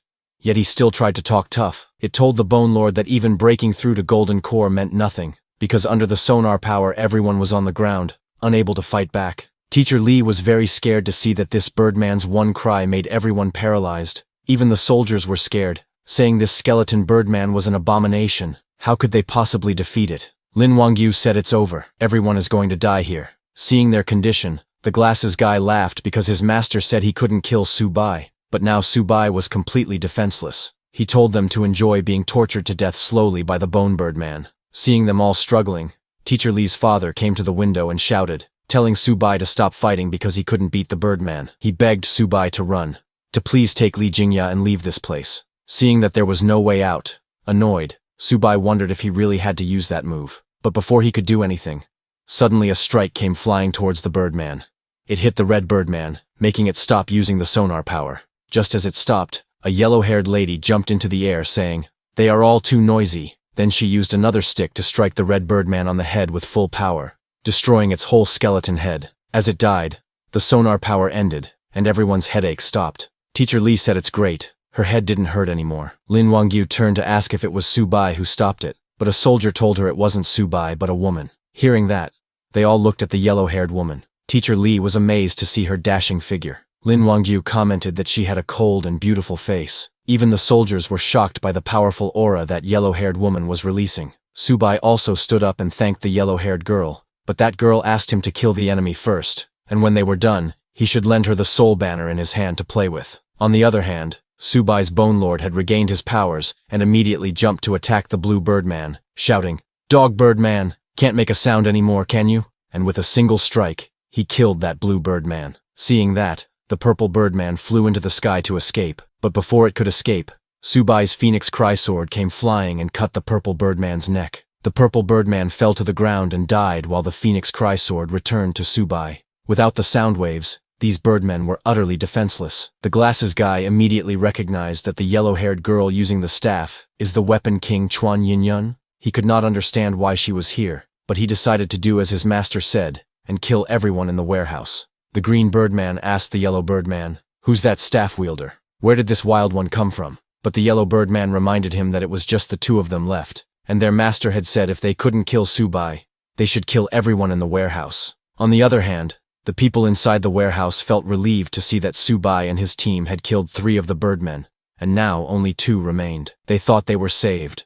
They thanked heaven and Subai. Teacher Lee's father confidently declared that now no one could stop them from surviving. But just then, the yellow and green birdmen charged towards the warehouse at full speed. Seeing that they were targeting the warehouse, Teacher Lee shouted, asking Subai to please save her father. Knowing that Teacher Lee's father had information about the spirit stones, Subai ordered Bone Lord to stop those two birdmen. Bone Lord charged at them, shouting, "Birdmen, don't you dare run away!" He swung his huge mace and struck the yellow birdman with full power, destroying its whole body. But the green birdman used the opportunity and reached the warehouse. It smashed through the window and entered. Seeing that, everyone inside panicked and ran, but there was no place to escape. Immediately, the green birdman opened its mouth and released a green fog. Everyone who inhaled that green poison immediately fell to the ground. The green birdman laughed, telling them to taste the flavor of absolute poison. Teacher Lee's father also breathed in that poisonous gas, and while calling his daughter's name, he collapsed to the ground. Seeing her father dying, Teacher Lee ran towards him, but Lin Wangyu called her from behind, saying if Teacher Lee went there, she would die from inhaling the poison mist too. Teacher Lee could not reach her father, and could only watch him die. This made her too angry, and she gritted her teeth in frustration. Her anger was so strong that suddenly her body started glowing with purple energy. She screamed in agony and unleashed her power. Seeing that, the yellow-haired lady Yin Yun realized that Teacher Lee was about to awaken, but it seemed she couldn't handle this awakening power. Seeing Teacher Lee, Bone Lord thought that her energy was chaotic, that she might die from her body exploding. When Subai sensed Teacher Lee's energy, his expression darkened. From her energy, he wondered if she had actually awakened this kind of ability. He immediately grabbed the unstable Teacher Lee and flew into the sky, because for him, it was just chaotic energy. As the Immortal Realm Emperor, he had countless disciples, and this was nothing new. It was child's play for him. He raised his soul banner and ordered it to form a barrier around them.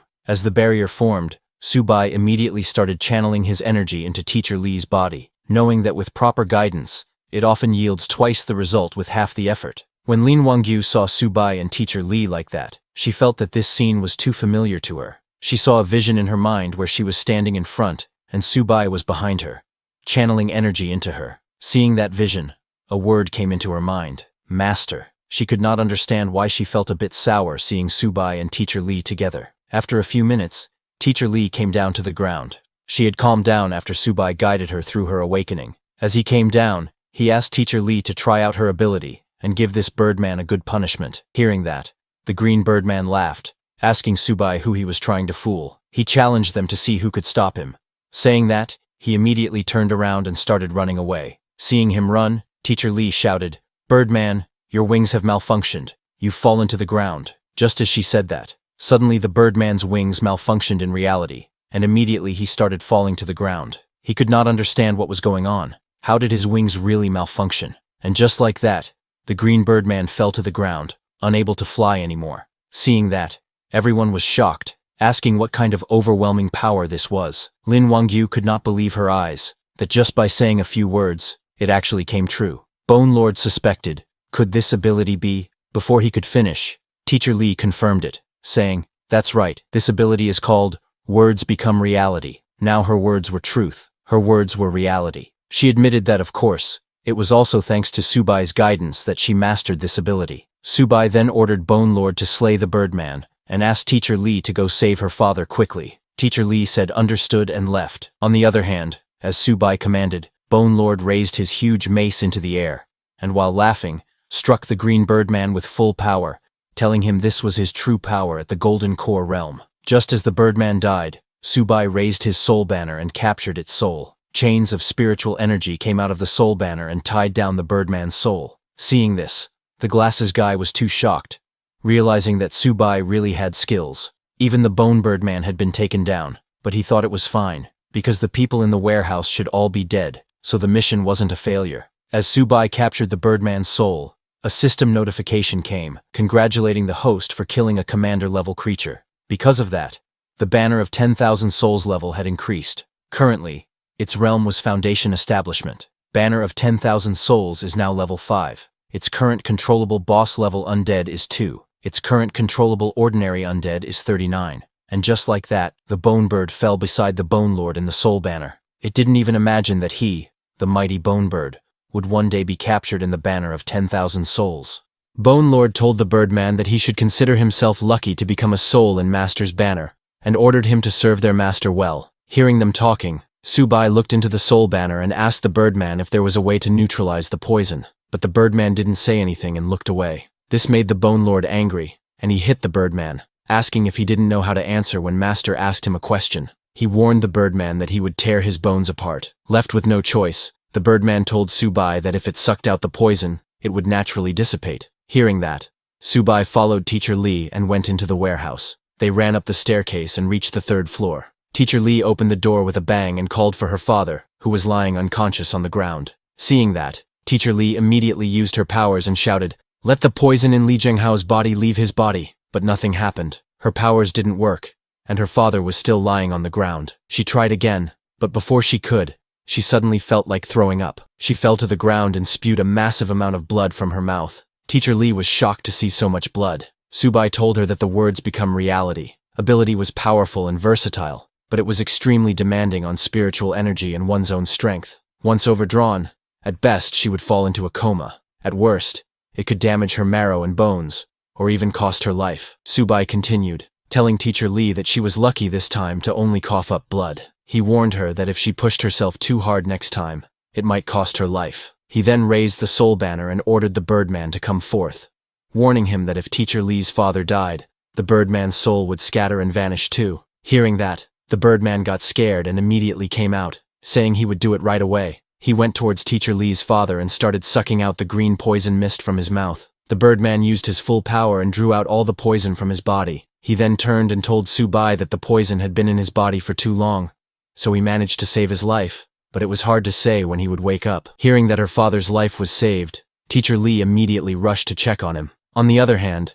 Subai felt a little disappointed hearing that her father wouldn't wake up, because he still didn't know the whereabouts of the spirit stones, and didn't know what to do next. Seeing Subai worried, Lin Wangyu came forward, and mistakenly called him Master, but quickly corrected herself and said, "Mr. Subai, I can sense that there is an energy body in Mr. Lee's possession." Lin Wangyu found it strange. Why did she keep blurting out Master recently? She wondered what exactly her relationship with Subai was. On the other hand, Subai went to check Teacher Lee's father, and to his surprise, her father really had a spiritual crystal in his possession, and it was a high-grade crystal. Seeing that, Subai was shocked, because in a world without spiritual energy, there existed high-grade spirit stones. He took that crystal and asked Lin Wangyu to hold on to it and see if she could sense anything.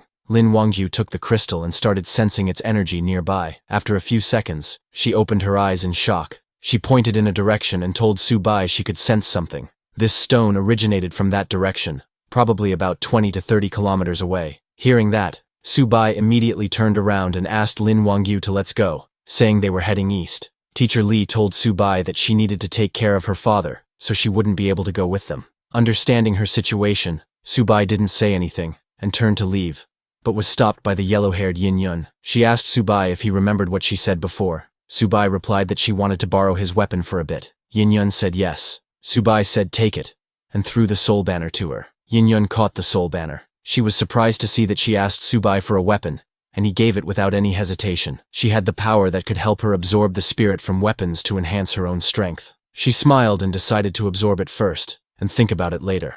Yin Yun activated her powers and tried to absorb Subai's soul banner's power, but just as she tried, she got shocked. Before understanding anything, she fell on her knees. She could not understand what was going on. Her ability had no effect on the soul banner, and she even got backlashed after trying to absorb its power. Subai then came and took out the phoenix sword, asking Yin Yun, how about she play with this one instead? Embarrassed, Yin Yun tried to act calm, saying Subai's weapons were truly strange and very powerful. Saying that, she handed over the soul banner to Subai. She looked at Subai in suspicion because Subai had just used this sword to cut down the bone bird, so it must be an extraordinary item, and now he was giving it to her willingly. She wondered if he was that confident, but Yin Yun snatched the phoenix sword from his hand, saying whatever. She didn't believe they were all this bizarre. She immediately activated her power and tried to absorb the phoenix sword's power, but the next second she saw a vision where a huge fire phoenix was attacking her. Yin Yun immediately fell on the ground and vomited blood from her mouth. This effect was worse than the soul banner. She looked at Subai in anger, wondering what kind of weird things were his weapons. Countless souls, and now a divine phoenix. Now she wanted to know exactly who he was and what his ability was. When Subai saw her looking, He smiled. He had realized that her ability was absorbing the spirit of weapons, and it was quite common in that world. But unfortunately, the Phoenix Cry Sword was a divine artifact, and the banner of 10,000 souls was given by the system, even beyond a divine artifact, and she was only at the peak of Foundation Establishment realm. Embarrassed for the second time, Yin Yun handed over the Phoenix Sword to Su Bai, saying Mr. Su's divine weapons were truly impressive. Su Bai then asked her to come with him, and all the weapons they seized along the way would be hers. She was surprised to hear that. She turned and said, "It's a deal." Meanwhile, inside the Soul Banner, Birdman called Bone Lord an old schemer because it even absorbed Yin Yun's spiritual energy. Bone Lord laughed and told the Birdman that it did it all for Master and asked it to watch and learn. Bone Lord then used sound transmission and told Su Bai that it had just absorbed some spiritual energy from that girl for him to help him break through. Hearing that, Su Bai got happy and praised Bone Lord, saying he was very thoughtful. He told the Bone Lord that in the future, when it encountered souls with spiritual energy, it could have them all. Hearing that, Bone Lord got happy. Su Bai then turned to check his realm. His current realm was Advanced Foundation Establishment. At Mid-Foundation Establishment, Su Bai's one sword strike could defeat Peak Foundation Establishment. Now breaking through to Advanced, even Golden Core Realm might not be unbeatable. Then they all came out of that warehouse along with Teacher Li's father. Su Bai told Captain Xiao that this was where they parted ways. Captain Xiao told Su Bai to don't worry, saying they would make sure to protect Teacher Li and the other survivors. At the same time, at a faraway place, a rich family along with their bodyguards were trapped in a house surrounded by zombies. One of the bodyguards shouted, asking what about the master? We can't break through at all. Just then the zombies broke free and attacked the bodyguards. The family head along with his daughter were terrified, screaming. This was the GI family house. The family head started crying while hugging his daughter, saying his G family had struggled for 100 years to finally reach the top of the wealthy, and now they faced the apocalypse. He shouted, asking who would save his G family and his daughter. Just then, somebody came there with lightning speed, and with a swing of his sword, he sliced those zombies into pieces. It was none other than Su Bai's disciple Shen Yunbin, who had collided with other disciples to kill Su Bai. When G family's bodyguards saw him, they immediately told their master that it was ability users, explaining that they were too strong, like war gods. Hearing that, the G family head and his daughter got very excited, thinking they were saved. Yunbin looked at the G family daughter, calling her fake Shui, saying long time no see. Hearing that, the G family head got shocked and turned to his daughter, asking if they knew each other. His daughter immediately declined, saying no, but admitted that she felt like they had met before. Yunbin got close and patted fake Shui's head and called her Little Snow, explaining to her that she was his dear junior sister. Hearing him call her junior sister, Little Snow immediately remembered everything about her senior brothers and sisters and her master. When Su Bai's face snapped in front of her eyes, she opened her eyes in shock. She called Yunbin's senior brother and told him that she seemed to remember everything now. Saying that, she laughed and activated her power. Many coins started floating around her immediately. Yunbin congratulated Little Snow as her memory and ability had been restored, and told her that now it was time to deal with more important matters. Little Snow said yes. She turned and threw some coins in the air. Those coins spread around the GI family house and created a golden barrier, pushing all the zombies out of it. Little Snow told her father that this was farewell. She was leaving with her senior brother on important business, and told him to don't leave the space where the coins were. Zombies couldn't enter there. Saying that, she left from there. After coming out, she took a deep breath and said the air here was very polluted, but compared to underground, it was too fresh. Yunbin told her that now was not the time for nostalgia, adding that if they didn't eliminate Master, this world would become even worse. Hearing the word Master,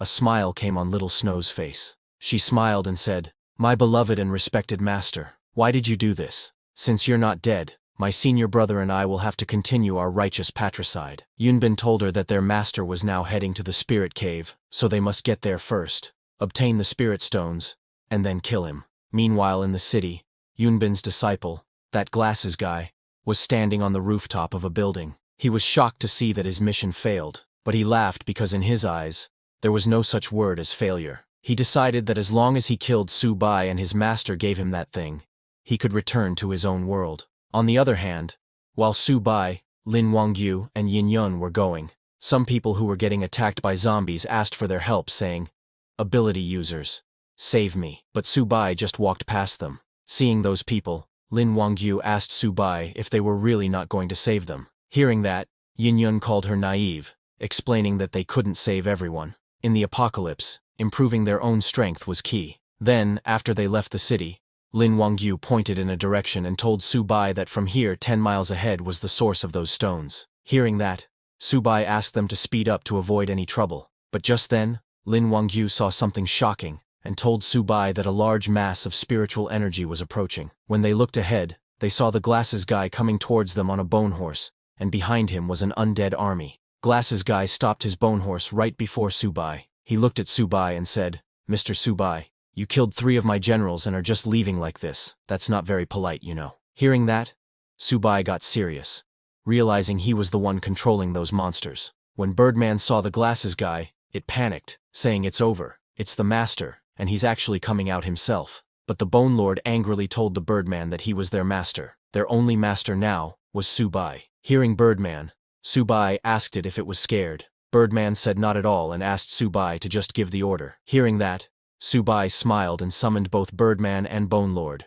ordering them to go and test the enemy's strength. Seeing them coming, Glasses Guy laughed, saying how presumptuous. He called the Bone Lord and Birdman, asking if they had forgotten his tireless teachings. How dare they draw their weapons against him? Just as he said that, the ground below Bone Lord and Birdman broke, scaring both of them. Immediately the whole surrounding changed. The Bone Lord and Birdman flew onto a piece of land in the air and sat on the ground all scared. Seeing that, Yin Yun got shocked, saying this guy's voice had some kind of ability to interfere with people's minds. Su Bai immediately realized that it was a mental interference ability, and asked everyone to cover their ears. But Yin Yun didn't listen to Su Bai and jumped to attack the Glasses Guy, saying what's so great about that. She raised her staff to attack, shouting, "Eat my staff, you bastard." Seeing her, the Glasses Guy laughed, saying such a beautiful young lady, how can you be so crude? Saying that, he used his power on Yin Yun. Before Yin Yun could get near him, her mind got hit. She immediately fell in front of the Glasses Guy, unable to do anything.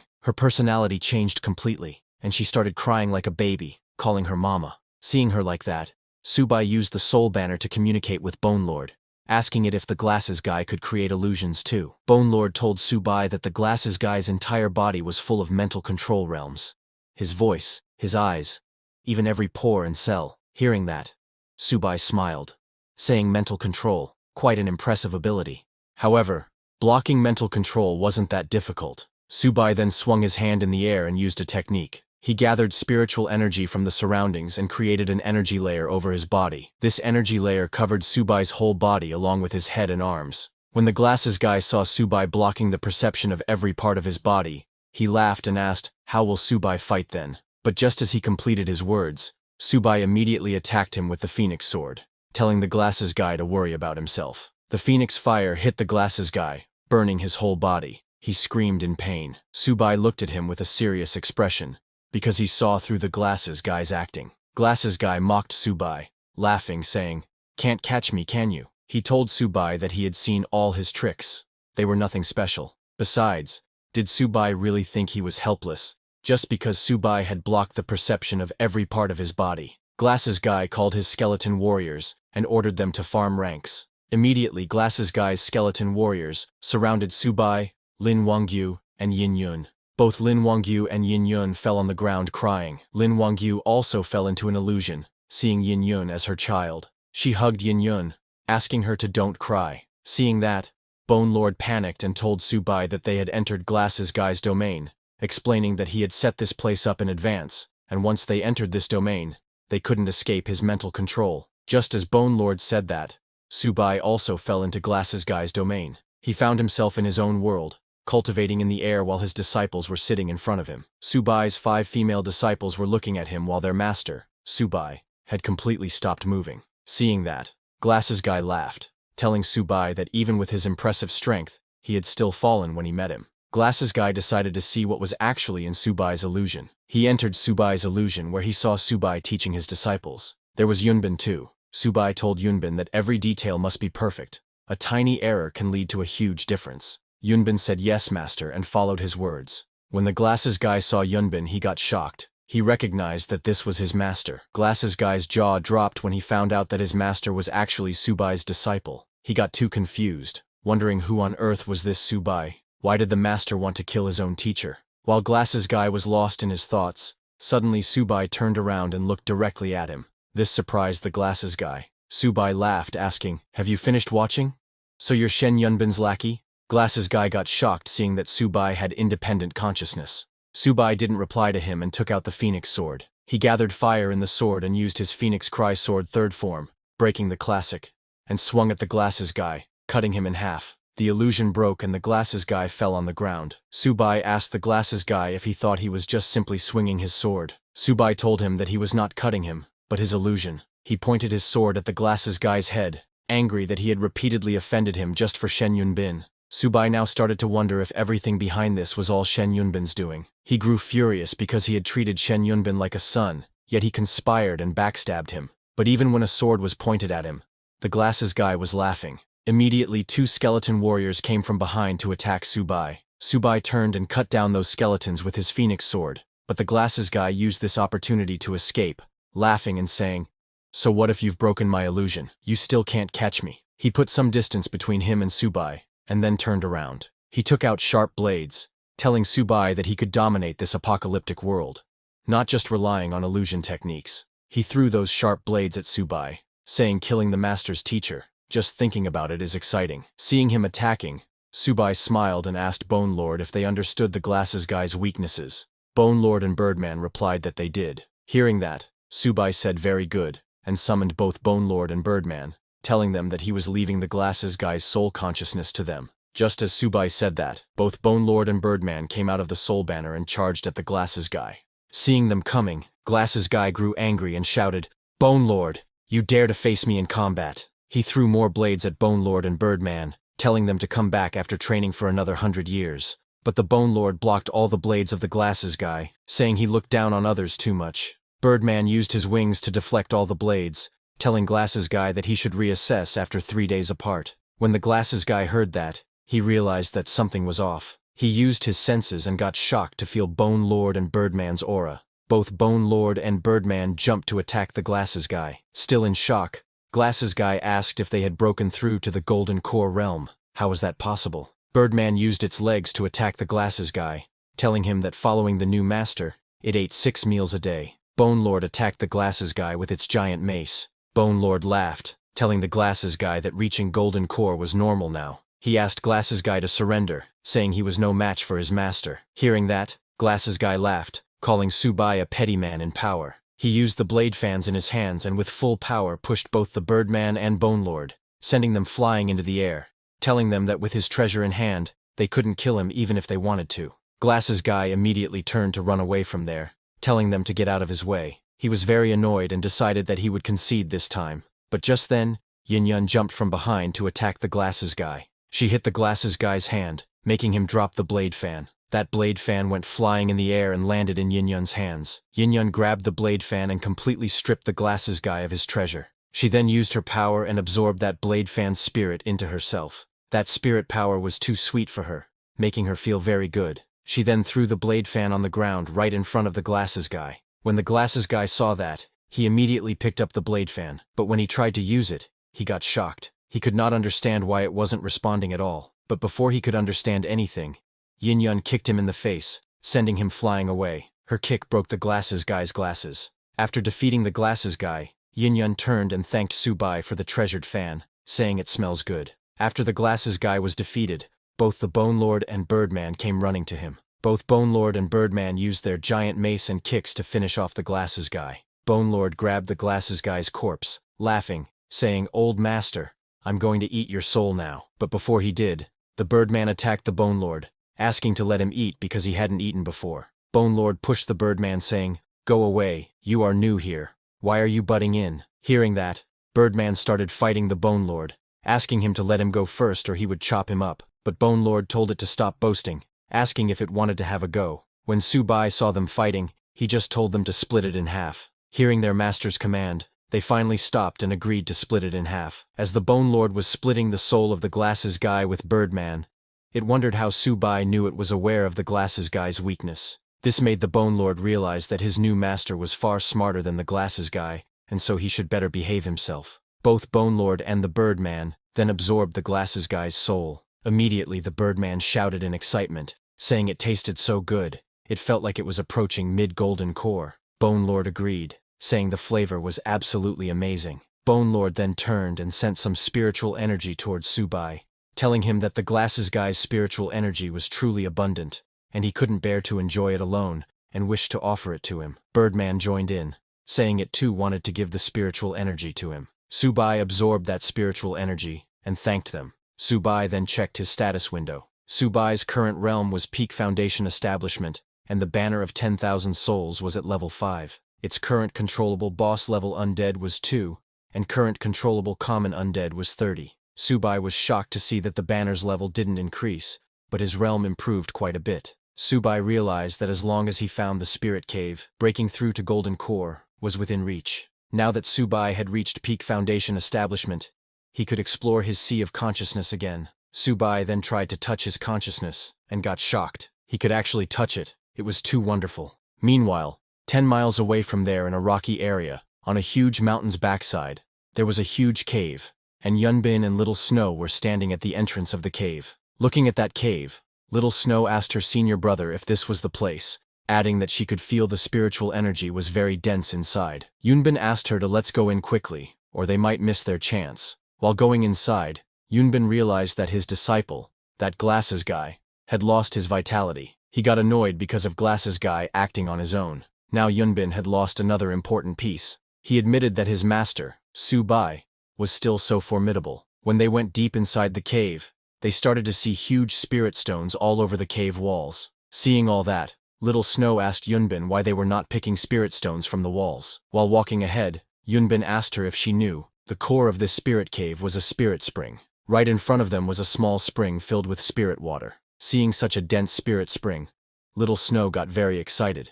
saying staying here for a day might lead to a major breakthrough. Yunbin told her he had 3 leads on such spirit caves, but then Little Snow heard some footsteps from behind. She told her senior brother that it seemed someone was coming from outside. Yunbin said no worries, asking if she had forgotten her senior brother's first-class illusions. Yunbin laughed and used his illusion power in that cave, and immediately some voices came of people fighting. One guy shouted, "You dare steal my spirit stones." Another shouted, "You're talking nonsense.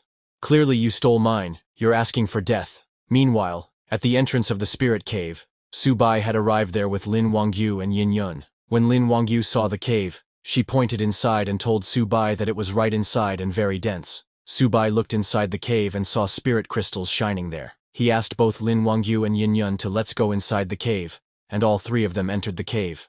As Subai, Lin Wangchu and Yin Yun walked deeper into the cave, they noticed that the walls were filled with empty spirit stone cavities. All the stones had already been taken, yet the air was still thick with spiritual energy. Subai calmly observed the surroundings and concluded that there must be a spiritual spring nearby. He instructed Lin Wangchu to guide the others in the direction where the energy felt strongest. Lin Wangchu respectfully agreed, but hearing that, Yin Yun was puzzled. She had never heard of a spiritual spring before, but judging by Subai's expression, she guessed it must be something valuable. Inside the Soul Banner, when Bone Lord and Birdman heard that there was actually a spiritual spring, both of them got excited. Bone Lord exclaimed that such a treasure could raise their cultivation by at least 2 minor realms. Birdman started dancing, saying that ever since they had followed this new master, good fortune seemed endless. Back in the tunnel, Subai's group was suddenly met with the sound of a violent clash. Dust and debris scattered as 2 men fought fiercely over a weapon lodged in the ground.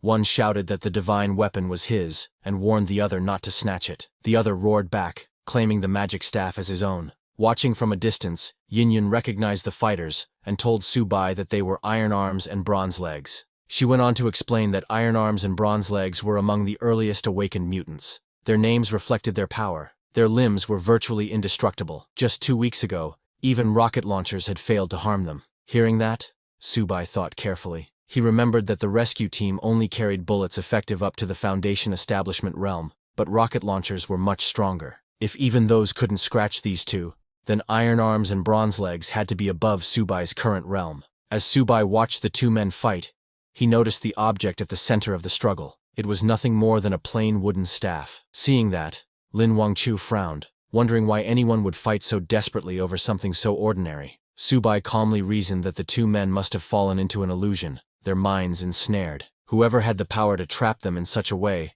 had to be incredibly strong. Lin Wangchu suddenly pointed ahead and told Subai that the source of the dense spiritual energy was just inside. Subai's sharp eyes turned toward the direction she indicated. Lin Wangchu hesitated, placing a hand near her lips, as a strange feeling stirred within her. She whispered that the energy seemed oddly familiar. Subai's expression hardened as realization struck him. A cold light flashed in his eyes as he confirmed his suspicion. The one absorbing the spiritual spring was no stranger. It was his very own traitor. Suddenly, iron arms and bronze legs stopped their struggle for a moment, their eyes shifting towards Subai and his companions. Bronze legs muttered that he didn't like having spectators around and suggested they get rid of them. Iron arms agreed without hesitation. With a sudden roar, both men launched themselves forward, attacking at full speed. Seeing that, Yin Yun in the black combat suit stepped forward confidently. After absorbing the treasure fan earlier, her strength had surged. Smirking, she declared that she had energy to spare, and told Subai to leave those two to her. She leapt into the fray, moving swiftly. She clashed head-on with the two mutants, her strikes sharp and precise. The cavern echoed with the sounds of their fierce battle. But suddenly, Iron Arms grabbed hold of her wooden staff, his iron-like grip making the wood splinter and crack. A dangerous glint appeared in his eyes as he studied her. With a mocking smile, he admitted that the woman had impressive skills. Bronze Legs speculated that the staff wielder they were dealing with might be none other than the artifact king himself. A twisted smile spread across Iron Arm's face. He charged forward, sneering that mere skills would never be enough to save her, smashing through her defense and shattering the wooden staff in her hands. Yin Yun fought back fiercely, but before she could regain her footing, Bronze Legs moved like lightning. His kick struck her directly, sending her crashing back with a scream. Pain shot through her body as she realized in shock that her meridians had been severed with a single kick. She couldn't understand how they had grown stronger so quickly, outpacing her despite her efforts. As she fell, her strength fading, Subai caught her in his arms, steadying her before she hit the ground. With a calm voice, he raised his soul banner and released the Bone Lord and Birdman, saying he would heal her, and leaving them to fight Iron Arms and Bronze Legs. Bone Lord and Birdman surged forward, clashing against the enemies with overwhelming force. Both of them jumped high and attacked. The battlefield was filled with chaos. Bone Lord swung his massive weapon to attack while Birdman turned into 5 birdmen and used his sonar skill to scream loudly, but Iron Arms blocked Bone Lord's move.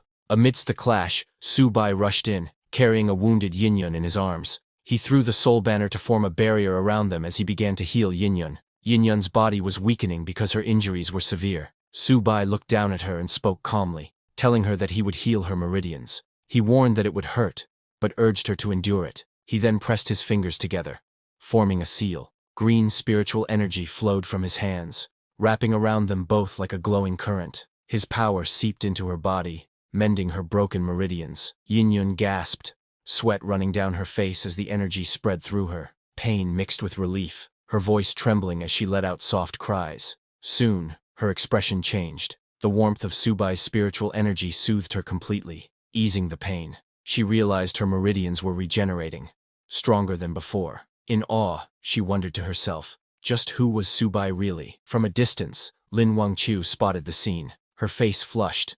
She muttered that Subai had secluded himself with someone again. A faint sense of longing filled her eyes as she whispered to herself, wondering when it would finally be her turn. On the battlefield, the screeching cries of Birdman echoed everywhere. Iron Arms grew irritated at the noise, cursing under his breath. He turned to Bronze Legs and ordered him to silence the racket. Bronze Legs stepped forward. With a single heavy stomp, the ground cracked beneath his feet. In the next instant, his powerful kick shot out like a cannon, smashing into Birdman with terrifying force. Immediately, Birdman's noise stopped. A smirk spread across Iron Arm's face as he muttered that it was much quieter now. Then, with lightning speed, Iron Arms punched Bone Lord, his fists clashing directly against Bone Lord's armor. The impact was immense, and even Bone Lord had to admit, his opponent's strength was unbelievable. Meanwhile, Birdman found himself struggling against Bronze Legs. Despite his skill, he could not understand how he was being pushed back. His frustration grew as he questioned how he could possibly be losing. Still, he launched another desperate attack, but Bronze Legs jumped to dodge it, and then, with full power, kicked the yellow Birdman's head, destroying it instantly. Seeing that, Birdman was shocked, wondering when such powerful mutants had begun to appear. Not just him. Iron Arms was also attacking Bone Lord fiercely, slamming his blows against the massive warrior. Bone Lord grunted in pain, muttering about his old bones as he struggled to withstand the assault. Then all the Birdmen attacked Bronze Legs together, mocking him, saying he couldn't kick them because they had wings to escape with. Meanwhile, deep within a glowing cave pool, Yunbin and Little Snow sat in the water. Little Snow listened to the distant rumble of battle, and commented that the fighting outside was growing intense. She also sensed a presence that felt strangely familiar. Yunbin opened his eyes, his tone calm but certain. He told her that the presence was none other than their dear master. Realization struck her, and she quickly urged that they needed to break through faster, for their master was already near. Meanwhile, on the battlefield, Su Bai called back his soul banner while holding Yin Yun beside him. Both of their bodies swirled with energy, shaking the ground. Just then, Bone Lord and Birdman cried out in pain as they were struck down. They came flying and hit the cave wall with a solid impact. Weak and desperate, Bone Lord admitted to Su Bai that he was powerless here. Worried, Birdman suggested that maybe they should retreat. Iron Arms mocked Yin Yun, calling her the once great artifact king who had now fallen so low. Without hesitation, Bronze Legs ordered Iron Arms to stop talking and kill them. Seeing them coming, Yin Yun urged Su Bai to run, warning that their power had grown dangerous and unpredictable. But Su Bai stood firm, gripping his sword that burned with energy. Seeing that, Bronze Legs charged forward, scoffing at the glowing sword. He boasted that a single sword could never stop him, and shouted that he would break it in half with one kick. But as his leg met the blade, the fiery sword cut straight through. Bronze Legs screamed in shock, grabbing his bleeding leg. His eyes widened in disbelief as he cried out that this couldn't be happening. Seeing that, Bone Lord and Birdman shouted with excitement. They declared that their master's sword was no ordinary weapon. It was a divine blade. Not even the strength of Iron Arms or Bronze Legs could withstand its power. With great zeal, they praised their master, chanting that all should hail the sovereign. Bronze Legs, cloaked in black, suddenly cried out that he surrendered, yet he arrogantly added that if he chose to flee, no one could possibly stop him. Hearing that, Su Bai only smiled calmly and took out a rope from his inventory. Without hesitation, he lashed out the rope. The strike was swift and precise, binding the fleeing Bronze Legs. Bronze Legs fell hard to the ground, groaning in pain as he was dragged back. Desperately, Bronze Legs struggled against the ropes, but no matter how much force he used, the bindings held firm. Damn it, he thought, panic filling his chest. What kind of monster is this? It's like crashing into an iron wall. Seeing that, Yin Yun was shocked, realizing that despite Bronze Legs' strength being equal to hundreds of thousands of pounds, he could not break even a single thread. Su Bai stood tall with the rope still in his hand, his calm expression making the struggle of his opponent seem meaningless. He then gripped the rope tightly in his hand, and Bronze Legs screamed in fear. Su Bai explained that the rope he held was normally used to tie up his ox, but today, it would be used to bind his opponent instead. He told him to consider it an honor. Seeing Bronze Legs tremble, Yin Yun, in shock, questioned Su Bai. What kind of ox would need such a rope? Unable to believe it, scared Iron Arms stammered, asking Su Bai if it was a joke. Hearing Su Bai's words, Lin Wangchu's eyes widened as memories surfaced. She recalled a heavenly savage ox, a divine beast at the Tribulation Passage realm. The realization struck her. It was the immortal binding rope, but she couldn't understand why she remembered such a thing. None of it made sense to her. Struggling on the ground, Bronze Legs glared up, demanding that Su Bai fight him properly without the cursed rope holding him down. But Su Bai didn't listen. He swung his sword. Blood splattered across the battlefield as a fierce strike landed. Su Bai's commanding voice called out, ordering Bone Lord and Birdman to devour the fallen enemy's soul. Immediately, Bone Lord and Birdman took Bronze Leg's soul. Bone Lord praised Su Bai, saying the master's sword was unstoppable, capable of cutting down even the strongest defenses. Birdman declared that following the new master was the best choice he had ever made. Bone Lord laughed darkly, savoring the soul of Bronze Legs, which was nearly at the Golden Core realm. He said it was delicious, and with their new master, they could feast 8 times a day. Watching this terrifying scene, Yin Yun's heart raced. She wondered what kind of power Su Bai had awakened. His strength seemed unimaginable, far beyond what she had ever expected. Even Iron Arms trembled as cold sweat ran down his face. He realized the thread was far too powerful, and even the sword in Su Bai's hand felt strange. Fear filled his heart. He realized that there was no way they could win. Absolutely no way. Iron Arms approached Su Bai from behind, each step heavy and intimidating. Unable to hold back his fear, Iron Arms fell to his knees and begged. He admitted he had been blind to such overwhelming strength and pleaded for mercy. Desperate to save himself, he offered the Divine Heaven Staff, the weapon he and Bronze Legs had once fought over. But Su Bai only looked down at him, unimpressed. He said he had preferred him back when he was arrogant and defiant. Confused, Iron Arms turned to pick up what he thought was the divine heaven staff, but to his shock, it was only a rotten stick. His eyes widened in disbelief as he shouted, demanding to know where his real weapon had gone. Subai explained to him that he was caught in an illusion.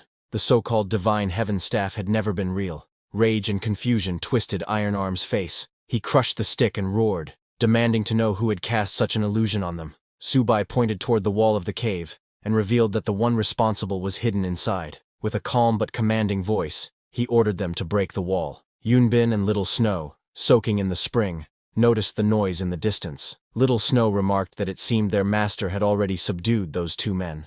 Yunbin smirked with confidence. After absorbing the energy of the spiritual spring, he had broken through to the Golden Core realm. He thought about how troublesome his master had been before, but now, with his newfound strength, he could kill them effortlessly with just a flick of his wrist. Meanwhile, the wall of the cave shattered open as Iron Arms struck through it, revealing the way forward. On the other side stood Yunbin in a blue robe with Little Snow. Subai pointed towards them, and told Iron Arms that those two were the ones who had trapped him in an illusion. With a calm tone, he ordered him to go and kill them. Enraged, Iron Arms roared that he did not hit women, so the man in blue would die first. With fury, he charged forward. He swung his fists at Yunbin, shouting that anyone who dared to use illusions on him deserved death. But to his shock, Yunbin dodged all his punches by moving so fast that Iron Arms couldn't land a hit. Suddenly Little Snow took out golden coins that flitted in the air. Little Snow, with long red hair, raised her hand and formed a spell sign with her fingers. Golden coins burst from her, filling the space with dazzling power. The attack hit Iron Arms directly. The explosion of energy sent him staggering back, smoke rising from his body as his armor cracked and burned. He struggled to stay on his feet, groaning in pain, before crashing to the ground face first, blood spilling from his mouth. Yin-Yun watched in shock. She whispered that the power she had just seen was unbelievable. Lin Wangqiu said it was coins falling from the sky, but she couldn't understand why it felt strangely familiar.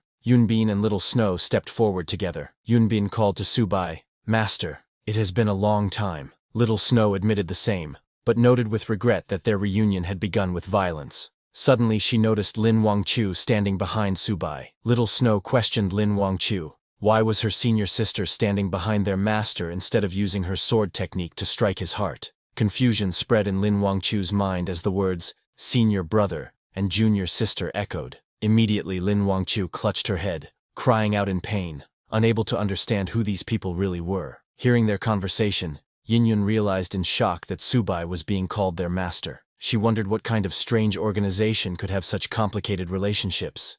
Inside the Soul Banner, Bone Lord and Birdman recognized Yunbin too. Bone Lord exclaimed that Yunbin had been the master of their previous master. Birdman was equally shocked to hear their previous master's master call Subai master. Subai's expression grew cold as he demanded answers. He asked Yunbin if the plan to kill him during his tribulation had been his doing, and if he had also manipulated that glasses guy. Anger flared in Subai's heart, as he reminded Yunbin that he had raised him for over 867 years, only to be betrayed. But Yunbin dismissed the questions, and suggested they draw their swords instead. Little Snow stepped forward, her presence commanding and dangerous. As she flitted in the air, she told her senior sister that she should stand by their side, otherwise she too would be eliminated.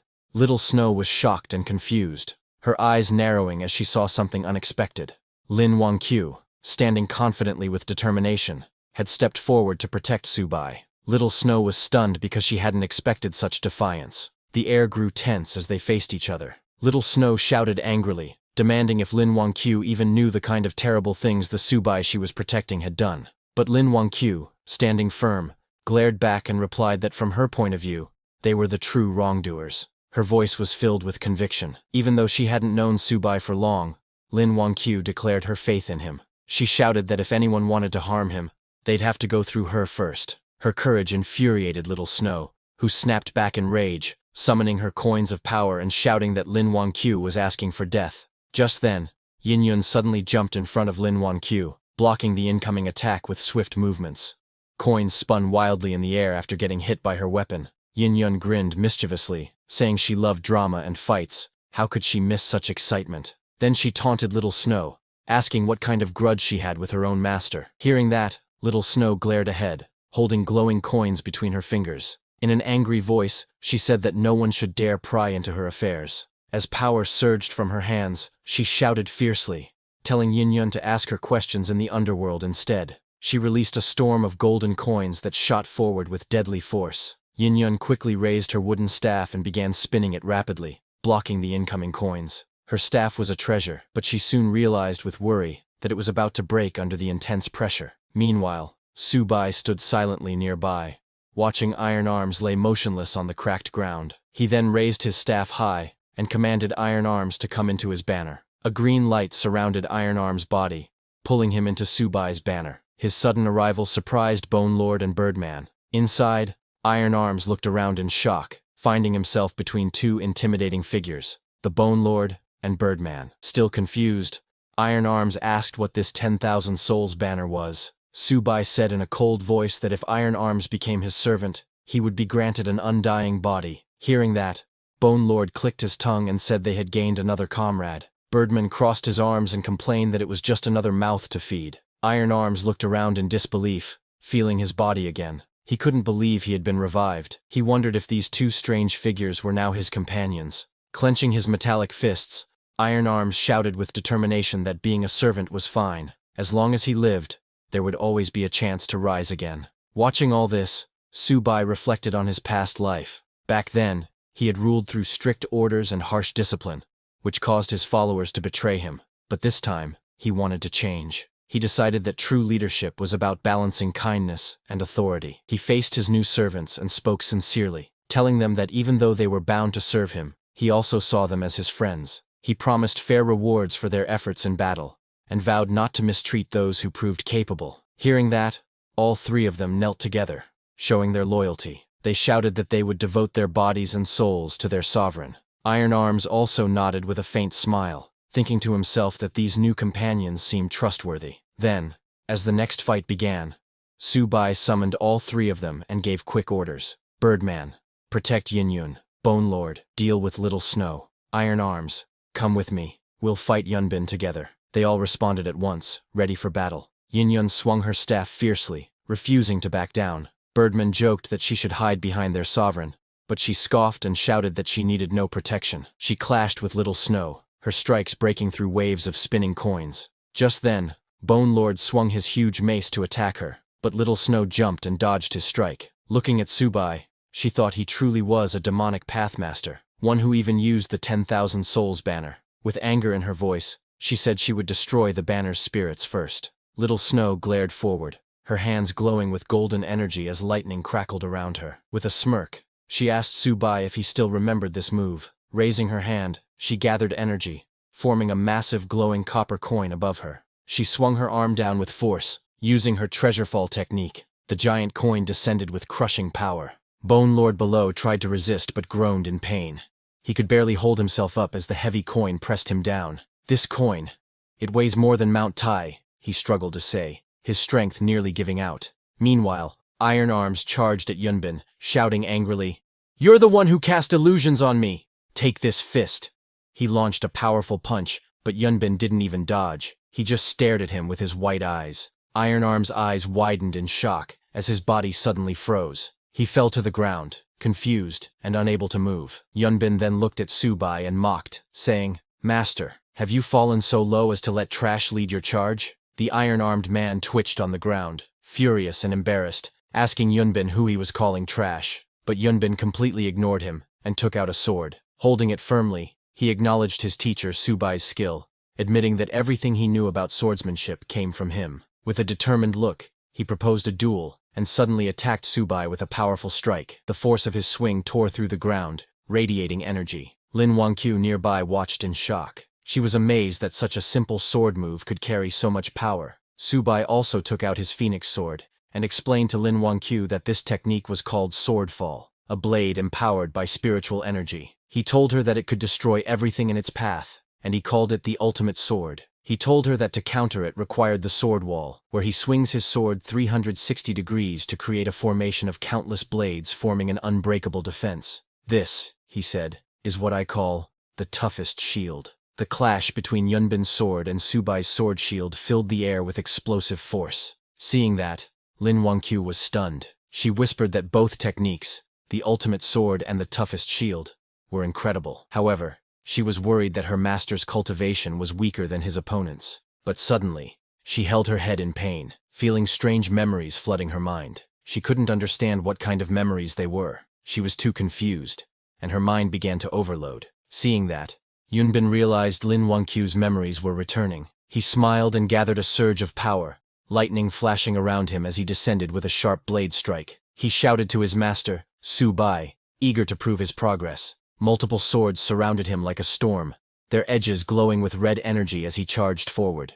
But Su Bai's shield blocked them, yet that wasn't Yunbin's real attack. With a fierce swing, he unleashed his true strike. With full power, he attacked again, but Su Bai's blade shield formed once more, blocking his assault. Su Bai remained still, his expression calm as the swords neared him. But before reaching Su Bai, Yunbin's sword suddenly stopped. Su Bai glanced at him, and with a smile, told Yunbin that his sword was sharp, but too fragile to withstand true strength. Seeing Su Bai stop his attack, Yunbin's eyes widened in disbelief. The next second, his blade shattered, and he was sent flying, crashing into the ground with a cry of pain. Seeing that, Lin Wangqiu was stunned. She praised Su Bai's incredible skill, realizing how deep and unfathomable his strength truly was. Yin Yun joined in, saying that even the most powerful sword could not pierce Su Bai's defense. His power stood far above their imagination. Even Little Snow was stunned, her eyes fixed on Su Bai. She thought to herself that their master was, as always, full of surprises. But then, she scolded herself for such thoughts. How could she admire someone like him? No matter how powerful their master was, his wickedness could never be forgiven. He deserved death. From behind, Bone Lord, still buried under Little Snow's silver coin, let out a mocking laugh. He told her she could say whatever she wanted, but deep down, Su Bai would always remain her master. But suddenly, Yunbin, who was on the ground, grinned. He asked Su Bai, didn't he teach him that in battle, everything is fair? Saying that, Yunbin called back all the pieces of his broken sword that had fallen behind Su Bai. Su Bai was shocked by his move, and looked back, but it was already too late. Before he could fully dodge, those sword pieces struck, and a sharp cut sliced across his face, leaving a thin trail of blood. His eyes widened in surprise. He turned to Yunbin and shouted angrily, "Wretched disciple! I taught you honor. Where did you learn such underhanded tricks?" Saying that, he raised his staff to cast the banner shield. Yunbin, however, only smirked, and replied that results were all that mattered, not the methods. As his sword pieces reassembled and completed his blade, he raised it for a decisive strike. Charging forward, he declared that this blow was unavoidable. Su Bai looked up, seemingly unable to dodge. Seeing that, Lin Wangqiu screamed in fear, crying out for him not to be struck. Even Bone Lord panicked, realizing that at such close range, there was no way their master could escape. Birdman feared they would all be doomed alongside him, but Little Snow was shocked at how low her senior brother Yunbin had stooped. Yet deep down, she convinced herself it didn't matter. If it killed their master, then it was justified. Just as Yunbin's deadly strike was about to hit Su Bai, metallic arms blocked the sword. It was Iron Arms. Seeing him, everyone was stunned. Yin Yun was shocked, wondering how he was still standing. Even Little Snow's eyes widened as she realized that Iron Arms had broken free from her senior brother's suppression. Iron Arms struggled to block the incoming strike, gritting his teeth as sparks of lightning erupted from the clash. Sweat dripped down his face as he groaned in pain, trying to hold his ground. Yunbin stared at him in disbelief. He couldn't comprehend how a simple mutant from this world could resist his golden core-level suppression. Gathering his strength, Iron Arms clenched his fists tightly and shouted with determination. Though he resented being bound as a servant, he couldn't stand idly by, not against the one who had once killed him, and not when his current master believed in him. Summoning all his power, he roared, vowing to fight with everything he had. With his iron fist, he struck forward, declaring that his fists would never bow to anyone's commands. With a powerful blow, he sent Yunbin crashing into the ground, the impact shaking the battlefield and scattering debris everywhere. Seeing that, Bone Lord grew motivated, and his body began to heat up. Energy surged through him as he stood up. With a thunderous roar, he declared his name, saying he would break free. His glowing eyes flared with determination as he raised his arms and lifted Little Snow's silver coin. Little Snow, standing nearby, stared in shock, realizing that a ghost had broken free from her treasure-fall coins, something she thought impossible. Before she could react, Birdmen descended from behind, telling Bone Lord it had his back and urging him to attack together. Bone Lord and Birdman roared in unison, unleashing a surge of power as they charged toward Little Snow, ready to strike. Seeing them coming, Little Snow got angry. annoyed by their vulgar words. She muttered that their foul mouths were both amusing and irritating at the same time. With determination, she raised her glowing coin and clashed head-on with Bonelord. Their powers collided in a burst of light, the impact sending shockwaves rippling through the area. Meanwhile, Yunbin, though injured, stood firm on the cracked ground. Admitting that breaking free from enslavement showed how impressive Iron Arm's strength was, he then, with cold fury, promised that next time, he would make Iron Arms beg for death. He raised his sword, creating multiple shining illusions. 48 shadow swords in total, each one as deadly as a real blade. Iron Arms tried to block, but the overwhelming assault sent him crashing into a rock wall. He coughed in pain, unable to withstand the storm of strikes. Then, out of nowhere, a glowing rope shot through the air. Yunbin's eyes widened in shock as he recognized it. The immortal binding rope, something strong enough to restrain even sky oxen. He couldn't understand why such a powerful item was here. Before he could react, the rope wrapped tightly around his body, binding him completely. Behind him stood Subai, holding the rope firmly, ready to strike again. Seeing Yunbin restrained, Iron Arms thanked Subai respectfully before turning toward Yunbin, who was still bound tightly by the rope. Gathering power in his fist, he charged forward with determination.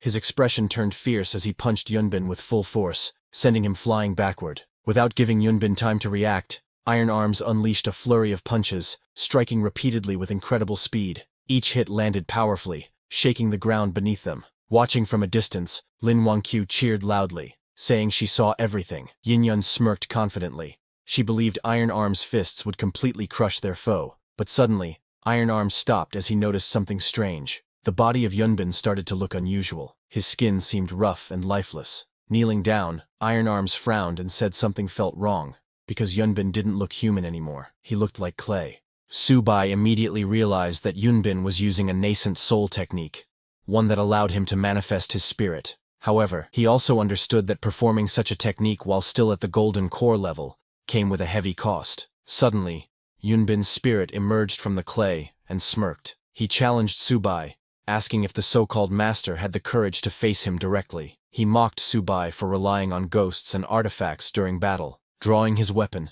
he glared fiercely and shouted in anger, demanding how someone so cowardly as Subai could ever dare to call himself his master. That's all for today, everyone. Before we wrap up, I want to let you know that we've recently launched a membership program here, where you can enjoy perks like early access to videos and soon, exclusive content just for members. You'll also receive custom badges and emojis to enhance your interactions. If you're interested, consider joining our membership to enjoy these benefits. Check out the link in the description to join. See you all in the next video.